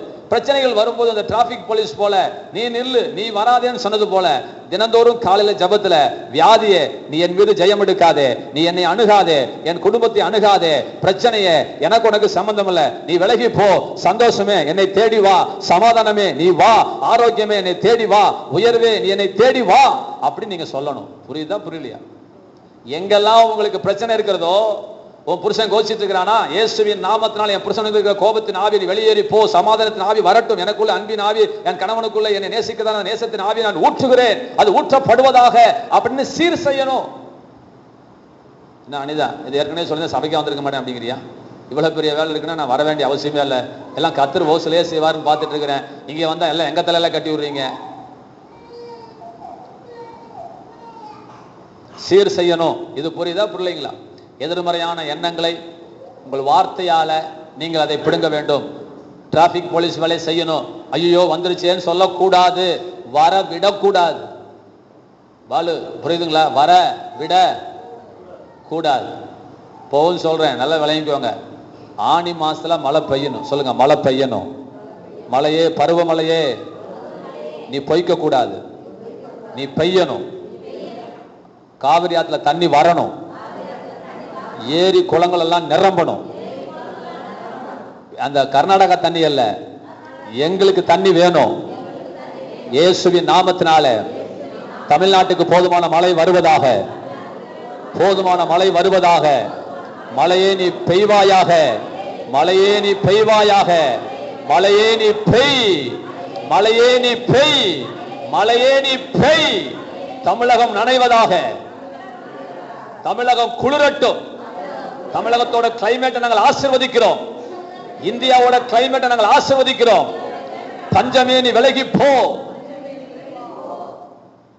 நல்ல செழிப்பு உண்டாவதாக. இந்த காய்கறி எல்லாம் 15, 80 ரூபாய் 60 ரூபாய்க்கு விற்க கூடாது. நல்ல மழை பெஞ்சதுன்னா அடுத்த வருஷமும் பஞ்சம் சொல்லக்கூடாது. அடுத்த வருஷம் பஞ்சம் இருக்காது, சொல்லுங்க அடுத்த வருஷம் பஞ்சம் இல்லை. தமிழ்நாட்டுக்கு அடுத்த வருஷம் பஞ்சம் இல்லை. தமிழ்நாட்டுக்கு இனி பஞ்சம் கிடையாது. நான் இருக்கிற ஊர்ல பஞ்சம் வரப்போவது கிடையாது. தமிழ்நாட்டை நாங்கள் ஆசீர்வதிக்கிறோம். விடக்கூடாது, பிசாசை ஜெயிக்க விட்டுட்டு உட்காந்துட்டு இருக்க கூடாது. ஏன் வந்து மோதிட்டு இருக்கிறான்? நீ டிராபிக் போலீஸ் வேலை செய்யல, அவன் மோதிட்டு இருக்கிறான். ஏன் இன்னைக்கு கிலோ 70 ரூபாய்க்கு வித்துட்டு இருக்குது? எவனா தமிழ்நாட்டில் ஜெபம் பண்ணானா காய் 80 ரூபாய்க்கு விற்கக்கூடாது எவனா ஜெபம் பண்ணா? சத்தியமா கிடையாது. எப்படி விற்காம இருக்கும்? ஏன் விற்கல? ஏன் 80 ரூபாய்க்கு விற்குது? மழை இல்லை. மழைக்கு எவன் ஜெபம் பண்ணா? அதான் கிடையாது. பிச்சைக்கார மாதிரி மழை போயிட்டு ஜெபம் பண்ணான வழிய மழையை பார்த்து பேசினானா? கிடையாது. மழையை பார்த்து பேச வேண்டும், நிச்சயமா பேசணும்.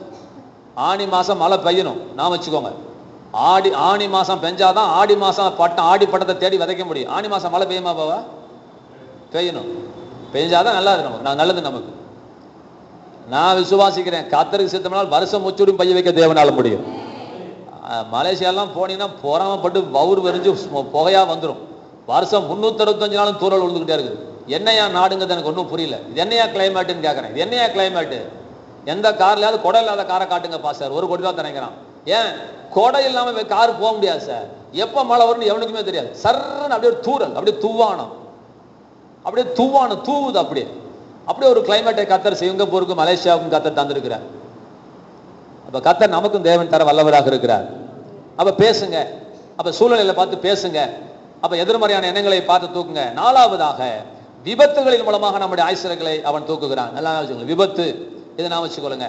அதுக்கு என்ன வசனம்? நமக்கு ஏன் விபத்து வராது? முக்கியமான வார்த்தை எது அதுல? அக்கா நீங்க சொல்லக்கூடாது, வசந்தா சொல்லு. அதுல முக்கியமான வார்த்தை எனக்கு. எவனுக்கு நடந்தாலும் எனக்கு நடக்காது. ஆமேன்னு சொல்லுங்களேன். இதுல இன்னொரு விஷயம் கத்த கத்து கொடுத்தாரு பாருங்களேன். பொல்லாப்பு உனக்கு நேரிடான்னு தமிழ் இருக்குதா? நான் இங்கிலீஷ் சொல்றேன், நீங்க புரிஞ்சுக்கோங்க. ஒரு பொல்லாப்பும் உனக்கு நேரிடாது. ஆமேன்னு சொல்லுங்களேன். இதுதான் தமிழ்ல மிஸ் பண்றாங்க. அவன் இங்கிலீஷ்காரன் கரெக்டா 100 ரூபானா 100 ரூபாய் தப்பு. 100 எழுதணும், 200 எழுதணும். சும்மா வெறும் 100 எழுதக்கூடாது. புரியுதுங்களா?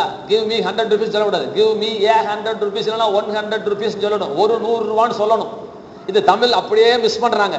அது இங்கிலீஷ்ல பார்க்கும்போது மிக தெளிவாய் வருகிறது. உனக்கு பொல்லாப்பு நேரிடான்னு சொல்லல கர்த்தர், உனக்கு ஒரு பொல்லாப்பும் நேரிடாது. ஆமென் சொல்லுங்களேன். ஒரு வியாதியும் உன் கூடாரத்தை அணுகாது. இப்படித்தான் சொல்லப்பட்டிருக்குது. வியாதி உன் கூடாரத்தில் இருக்குதா? அதான் தப்பு. இங்கிலீஷ்ல எப்படி இருக்குன்னா நோ டிசீஸ் அப்படிங்க. அப்படின்னா ஒரு வியாதியும் உனக்கு வராது. ஒரு வியாதி ஒரு வியாதியும் உன் கூடாரத்தை அணுகாது.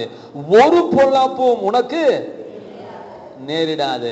பஞ்ச காலத்திலே தேவன் திருப்தியாக வைப்பேன்னு சொல்லியிருக்கிறார். ஆக அப்ப நமக்கு பொல்லாப்பு நேரிடாது. சரி, ஏன் பொல்லாப்பு நேரிடாது வசந்தா? ஆண்டவர் சொல்லியிருக்கிறாரு. அதுக்கு ஒரு காரணம் சொல்லியிருக்கிறாரு. சொல்லுங்க. அதை ஒத்துக்கிறேன், அதுக்கு ஒரு காரணம் சொல்லியிருக்கிறார்.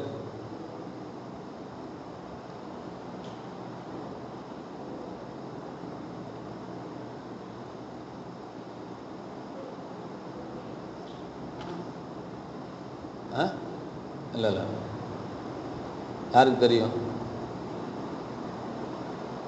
கலாக்கு தெரியுமா? நோட்ஸ் பார்க்காத. சரி,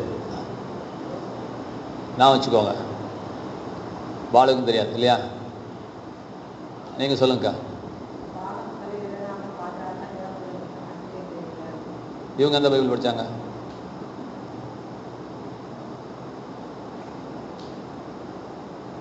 வாதை உந்தன் கூடாரத்தை அணுகாது, பொல்லாப்பு உனக்கு நேரிடாது, ஏனெனில் உன் பாதம் கூட கல்லில் இடாதபடிக்கு தம்முடைய தூதர்களுக்கு அவர் கட்டளையிட்டு இருக்கிறார். தூதர்களுக்கு உன் பாதம் கல்லில் இடிக்காதபடிக்கு உன்னை தாங்கிறதுக்கு தூதர்ல கட்டளையிடும் பொழுது உன் வண்டி அப்புறம் மோதி ஆக்சிடென்ட் ஆகணும்னு கர்த்தர் கேட்கிறார். என்ன பாலு, புரியுதா புரியலீங்களா? எல்லாத்துக்கும் ரீசன் சொல்றாரு ஆண்டவர். ஏன் உனக்கு விபத்து வரானே கரெக்டா சொல்லணும் நீ. அப்ப விபத்து எனக்கு என்ன செய்யாது? நடக்காது. ஏன் நடக்காது? அது மாத்திரமல்ல, இது முதற்கொண்டு என்னுடைய போக்கையும் என் வரத்தையும் என்றென்றைக்கும் அவர் காப்பார். எல்லா வழிகளிலேயும் அவருடைய வழி, நாம் எல்லா வழியிலும் நம்மை பாதுகாக்க தம்முடைய தூதர்களுக்கு அவர் கட்டளையிட்டு இருக்கிறார். எல்லா வழிகளிலேயும். நீ வீட்டை விட்டு கக்கோசுக்கு போனாலும் சரி, நீ மார்க்கெட்டுக்கு போனாலும் சரி, நீ வீட்டை விட்டு கிளம்பிட்டா எல்லா வழிகளிலேயும் உன்னை காக்கும்படிக்கு தம்முடைய தூதர்களுக்கு அவர் கட்டளையிட்டு இருக்கிறார். ஆகவே நமக்கு பொல்லா பொருளாது. இஸ்ரவேலை காக்கிற தேவன் தூங்குவதும் இல்லை, உறங்குவதும் இல்லை. அப்ப இதன் அடிப்படையில் நமக்கு என்ன வராது? பொல்லாப்பு, அது விபத்து நடக்காது. அதுக்கப்புறம் இயற்கை சீற்றங்கள் தேவனால் உண்டானது அல்ல. இயற்கை சீற்றங்களுக்கு நான் சொன்ன உதாரணம் என்னன்னா, ஏசுநாதர் படகுல போயிட்டு இருக்கும்போது காற்றும் கடலும் கொந்தளிச்சது. இனி அவ்வளோதான் பிழைக்க முடியாதுன்னு ஒரு சூழ்நிலை வந்தோடனே வேறு வழி இல்லை, வாங்க ஒப்பு கொடுத்து ஜெபம் பண்ணலான்னு கத்தரை சொல்லாமல், என்னப்பா ஒப்பு கொடுத்து ஜெபம் பண்ணுவோன்னு சொல்லாமல் காற்றையும் கடலையும் அதட்டினார். இதே போல் உங்கள் வாழ்க்கையில் மரணம் வருகிற வேலையில், வியாதி வருகிற வேலையில், பிரச்சனை ஒரு எல்லை கடந்து போகிற வழியில் ரொம்ப பிரயாசப்படாமல் இயேசுவின் நாமத்தில் நீ அடங்கு, இதுக்கு மேலே நீ எந்திரிக்கூடாது அப்படின்னு சொல்லணும். இறையாதே அமைதலாயிரு என்று தேவன் கற்றுக் கொடுத்தார். பேசணும், முட்டாள்தனமாக இருந்துட்டு இருக்கக்கூடாது. பேசணும், உன் பிரச்சனையை பார்த்து பேசு, கத்தரை பார்த்து பேச இந்த 10 காசு பிரயோஜனம் இல்லை. பிரச்சனையை பார்த்து பேசணும்.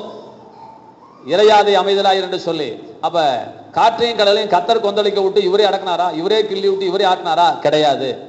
அப்ப காற்றையும் கடலையும் கொந்தளிக்க வைக்கிறது யாருடைய வேலை? மனுஷனை பிசாசு திருடவும் கொல்லவும் அழிக்கவும் வருகிறானே அன்றி வேறு ஒன்று இருக்கும் வாரான். அப்ப கொல்ற டியூட்டி யாருக்கு இருக்குது? இது பிசாசனுடைய டியூட்டி. அதுக்கு நீங்கள் பயப்பட வேண்டிய அவசியம் இல்லை. அதுலேயும் தேவன் நம்மை பாதுகாக்கிறார். கடந்த வாரத்தில் தற்கொலையை பற்றி சொன்னேன், ஸ்வீடன் தேசத்தை பற்றி சொன்னேன். அற்புதமான ஒரு நகரம், விபத்தே கிடையாது. போறதுக்கு 6 பஸ் போறதுக்கு பாதை இருக்கு, வரத்துக்கு 6 பஸ் வரத்துக்கு பாதை இருக்குது. ஆக்சிடென்ட்டே கிடையாது, ஆக்சிடென்ட்ல டெத்தே கிடையாது. ஹாஸ்பிட்டலில் இருமுனா போதும் கொண்டு போய் குறைச்சி ஃப்ரீ ட்ரீட்மெண்ட், 10 பைசா கிடையாது ஸ்வீடன் தேசத்தில். அதனால வியாதியில் எவனும் சாவல, ஆக்சிடென்ட்ல யாரும் சாவல. இப்போ என்னப்பா செய்யலாம்? அப்புறம் சாவு எங்கப்பா அங்கே வருது அப்படின்னு சொன்னா தற்கொலை அதிகமாக இருக்கிறது ஸ்வீடன் தேசத்தில். அப்ப பிசாசு என்ன செய்யறான்? உன்னை கொல்ல முடியாதனால நீயே உன்னை கொண்டுக்கோங்கிறான். நீயே உன்னை கொண்டுக்கோ அப்படின்னு சொல்லி தற்கொலை நாவி. யாராவது சாகணும் தற்கொலை பண்ணணும்னு நினைச்சானா அவனுக்கு எந்த கயிறும் கதைக்காது. வந்து ஜெபம் பண்ணி அந்த தற்கொலைங்கிற எண்ணத்தை கொடுத்த ஆவியை அவனிடத்துல விரட்டினா தான் அவன் உசுறு பொழைப்பான வழியே. மற்றபடி அவன் பொழைக்கிறதுக்கு வாய்ப்பே கிடையாது. அவன் நிச்சயம் செத்து போயிடுவான். சாகணும்னு நினைச்சவன் செத்து போயிடுவான். அவனை அடக்கவே முடியாது. ஏன்னா அது ஒரு ஆவி, அது ஒரு ஸ்பிரிட், அது ஒரு எண்ணம். அந்த எண்ணம் உள்ளுக்குள்ள விதைக்கப்பட்டா தான் அவன் சாகணுங்கிற வார்த்தை வாயிலிருந்து வரும். அதை நீங்க முடிவு பண்ணிக்கோங்க. அப்ப தற்கொலை என்பது ஒரு ஆவி. அந்த ஆவிகளுக்கு, அந்த எண்ணங்களுக்கு நம்ம கீழ்ப்பட வேண்டிய அவசியம் இல்லை. அதை நம்ம மேற்கொள்ள முடியும், அதை ஜெயிக்க முடியும். ஆகவே தற்கொலைக்கு நம்ம போகக்கூடாது. ஒரு மனுஷனை தற்கொலை பண்ணணும்னு பிசாசு சொன்னா அவனுடைய வாழ்க்கை எதிர்காலம் அற்புதமா இருக்க போகிறது என்று அதுக்கு அர்த்தம். அதை நான் வச்சுக்கோங்க. காதலர் எல்லாம் தற்கொலை பண்ணிக்கிறாங்க. நான் சொல்றேன், பேப்பரில் கூட நோட்டீஸ் அடிச்சுக்கலாம், ஊர் விட்டாவது ஓருங்கடா, ஏன்டா சாவுறீங்கன்னு கேட்குறேன். 2 பேரும் சாவுறாங்க, என்ன நடக்க போகுது? அது பேசாம ஓடி போய் பொழைச்சிக்கோங்களேன். நீ யாருக்காக சாவுற? 2 பேரும் சாவுறீங்க, முடிவு பண்ணிட்டீங்க, ரைட்டா? அப்போ ஓடி போகணும்னு நான் சொல்றேன். ஓடி போயிடுங்க. எதுக்கு உட்காந்து சாவுறீங்க? பாவம், எவனுக்கா நீ சாவணும்? செத்து போனா பிரச்சனை முடிஞ்சு போச்சா? நீங்க 2 பேரும் உயிருக்குறா காதலிக்கிறீங்க. சாகிற அளவுக்கு ஒருத்தன் சாகிறானா அந்த அளவுக்கு நிச்சயமா உயிருக்குறா காதலிக்கிறான்னு அர்த்தம். இப்படி இந்த அளவுக்கு காதலிச்ச அப்புறம் நீ ஏன் ஓடுறீங்க, ஏன் சாவுறீங்க? ஓடுங்கிறேன் நான். சரி, ஓடிடாதீங்க. நான் ஒரு வார்த்தைக்கு சொல்றேன், தற்கொலையை விடுறதுக்காக எவ்வளவு பேசுறீங்க. தற்கொலை என்பது ஒரு பிசாசுடைய ஆவி. அந்த ஆவி அந்த எண்ணத்துக்கு இடம் தரக்கூடாது. அதுக்கு மேற்கொள்ளக்கூடிய நமக்கு அதிகாரம் தந்திருக்கிறார். ஆகவே தற்கொலையின் மூலமாக கொண்டு வருகிறான். கடந்த வாரத்தில் கடைசி 2 காரியம் சொல்லி முடிச்சேன். இரத்த சாட்சியாக மறிக்கணும்னு சொல்லி கொடுத்துட்டான். ஆண்டவருக்காக அடிபட்டு சாகணும், அது ஒரு உயர்ந்த மரணம் என்று தவறான கருத்துக்களை சொல்லி கொடுத்துட்டாங்க. அதுக்கு என்ன சொல்லி கொடுத்தாங்க? இரத்த சாட்சியினுடைய மரணத்தினால, ரத்தத்தினால திருச்சபை கட்டப்படுகிறதுன்னு போய் சொல்லிட்டாங்க. தமிழ்நாட்டில் ஏயா எழுப்புதல்னா ஸ்தேவான் செத்ததுனால எழுப்புதல்னு சொல்றாங்க. இன்னைக்கும் செயின்ட் தாமஸ் இருக்கார்ல பாவா, அவர் மெட்ராஸை சாவடிச்சிட்டானுங்க. அவர் 12 சீசரில் ஒருத்தர். அதனால தான் தமிழ்நாட்டில் எழுப்புதல்னு சொல்லலாம். அப்போ 11 சீசர் சாவலியா? எல்லாருமே தான் வெட்டி கொண்டானுங்க, தலைகளாக வச்சு கொண்டானுங்க. பேதுருவை தலைகளாக நட்டு வச்சு கொண்டானுங்க. சிலுவையில் நேராக தான் நிற்க வச்சாங்க. ஐயோ, நான் நேராக நிற்க வச்சு செத்தேன்னா எனக்கும் ஏசனுக்கு வித்தியாசம் இல்லை, தயவுசெய்து என்னை தலைகளாக நடுறானோ. எனக்கு ஒரே ஒரு கடைசி விண்ணப்பம் என்ன, தலையில நட்டு வேணாம். பேதுரு தலைகளாக நட்டு வச்சா தான் சார் சிலுவையில். அப்போ அவன் செத்த ஊர்லாம் எழுப்புதல் வரலையா? ஆகவே நல்லா கவனிங்க, முஸ்லிம் இருக்கிற அத்தனை விசுவாசிங்க சேர்த்தாலும் ஒரு கொசுவை கூட ரட்சிக்க முடியாது. ஒரு ஆமேன்னு சொல்லுங்க. முதலாவது, ஒரு மனுஷனை கூட ரட்சிக்க முடியாது. இயேசு கிறிஸ்துவின் ரத்தம் தான் ஒரு மனுஷனை ரட்சிக்கும். ஆமேன்னு சொல்லுங்க. ஒரு ரத்தம் மனுஷனை ரட்சிக்காது, எழுப்புதலை கொண்டு வராது. இயேசுனுடைய ரத்தம் இல்ல நினைச்சிட்டு இருக்கான். உழுது ஜபம் பண்ணா உன் ஜபம் அல்ல சார், உன் தியாகம் அல்ல சார், அவர் செத்ததுனாலதான் உனக்கு விடுதலை. நீ ஜபம் பண்ணாலும் விடுதலை கிடையாது. சாரி, அவர் செத்ததுனால தான் விடுதலை. இந்த பாயிண்ட்ல கரெக்டா இருங்க. ஏதோ நீங்க ஜெபம் பண்ணாலும் விடுதலை இல்ல. இல்ல, அவர் செத்ததை விட நீ பண்ண ஜெபம் பெரிய ஜெபம் கிடையாது. அவர் செத்ததை விட நீ பண்ணின ஜெபமோ, நீ இருக்கிற உபவாசமோ, நீ கொடுத்த காணிக்கையோ ஒரு பெரிய வேலை செய்யாது. அவர் செத்ததான் உன் வாழ்க்கையில் விடுதலை தரப்போகிறது. விளங்குதா விளங்கலையா பாலு? இது தமிழ்நாட்டில் யாருக்கும் தெரியாது, நீங்க விளங்கிக்கோ. அப்புறமே கடைசி காரியம் சொல்லி முடிச்சிடுறேன். அது என்ன அப்படின்னா, சுவிசேஷம் சொல்லும் போது அடிபட்டுனுங்க. தட் வாஸ் ஒரு பாஸ். எனக்கு ஒரே ஒரு குறைங்கனார். என்னென்ன, நீ கத்தருக்காக சுவிசேஷம் சொல்லி அடிபடலனார். அட பாவி மனுஷா, இதுதான் ஆசையா?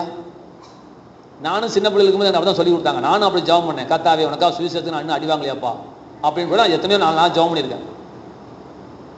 அப்போ பைபிள் என்ன சொல்லுது அப்படின்னா, ஒரு வீட்டுக்கு போ சுவிசேஷம் சொல்லு, கேட்டா சோறு தின்னு, கேட்காட்டி தோல் இருக்க துண்டை உதறு, கால் இருக்க செருப்பு இருக்க தூசியை உதறிட்டு அடுத்த வீட்டுக்கு போ.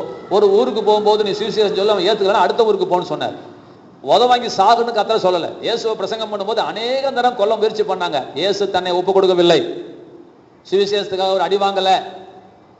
இயேசுநாதர் ஒரு அடி கூட சுவிசேஷத்துக்காக வாங்கல சார். கவனிக்க வேண்டிய விஷயம். நீ சும்மா பேத்திட்டு இருக்க கூட. அதனால இதெல்லாம் பேய் என்ன செய்யறான், நீ எப்படியாவது அடி வாங்கி சாகணும், நீயே செத்து போயிடணும், ரத்த சஜ்ஜா சாகணும், வியாதி வந்து சாகணும், வியாதி தேவ சித்தம், இப்படி அப்படின்னு எதையாவது ஒன்று சொல்லி உங்க ஆயுசு நாட்டில் எடுக்க பார்க்குறான். கண்களை மூடுங்க, நம்ம ஜெபம் பண்ணுவோம். 3 வாரம் அப்படின்னா இருக்குது, இன்னும் 2 வாரம் இருக்குது. இன்னைக்கு நான் கொண்டு வந்த செய்தி நான் பேசலை, அது ஒரு முழு செய்தி, அது ஒரு 1/2 மணி நேரம் ஓடும். அடுத்த வாரம் இதே இப்போ சொன்னதெல்லாம் மறுபடியும் சொல்லுவேன், ஆனால் வேகமாக போவேன். நீங்கள் கடன்னு பதில் சொல்லிக்கிட்டே வரணும். எனக்கு வந்தீங்கன்னா அந்த சப்ஜெக்ட் நான் முடிச்சிட்டு இருக்கிறேன்னு அர்த்தம். கர்த்தர் நமக்கு நல்ல ஒரு தீர்க்காயுசை தந்திருக்கிறார். நாம் பல்லாண்டு வாழ போகிறோம். நீ படுக்கும்போது எப்படி இருக்கணும், உன் மாடு எப்படி இருக்கும், உன் பிள்ளைங்க எப்படி இருப்பாங்க, உன் வாலிப பிள்ளைங்க எப்படி இருப்பாங்க, உன் பேர பிள்ளைங்க எப்படி இருப்பாங்க, உன் மனைவி எப்படி இருப்பா, உன் புருஷன் எப்படி இருப்பான், உன் வீடு எப்படி இருக்கும், உன் தோட்டம் எப்படி இருக்கும், எல்லாம் பைபிள் எழுதியிருக்குது. அதை நீங்க பார்க்கும்போது, படுக்கும்போது என்ன ஜெபம் பண்ணணும், வெளியே போகும்போது என்ன ஜெபம் பண்ணணும், சோறு திங்கும் போது என்ன ஜெபம் பண்ணணும், இதெல்லாம் அடுத்த வாரம் நீங்க சொல்லணும். சோறு திங்கும் போது என்ன ஜெபம், பிரயாணம் பண்ணும்போது என்ன ஜெபம் பண்ணணும், படுக்கும்போது என்ன ஜெபம் பண்ணணும், எல்லாம் வசனம் இருக்குது கையில. உங்க பிள்ளைங்களுக்காக நீங்க என்ன ஜெபம் பண்ணணும், உங்க பிள்ளைங்களை குறித்து கர்த்தர் என்ன சொல்லியிருக்கிறார்.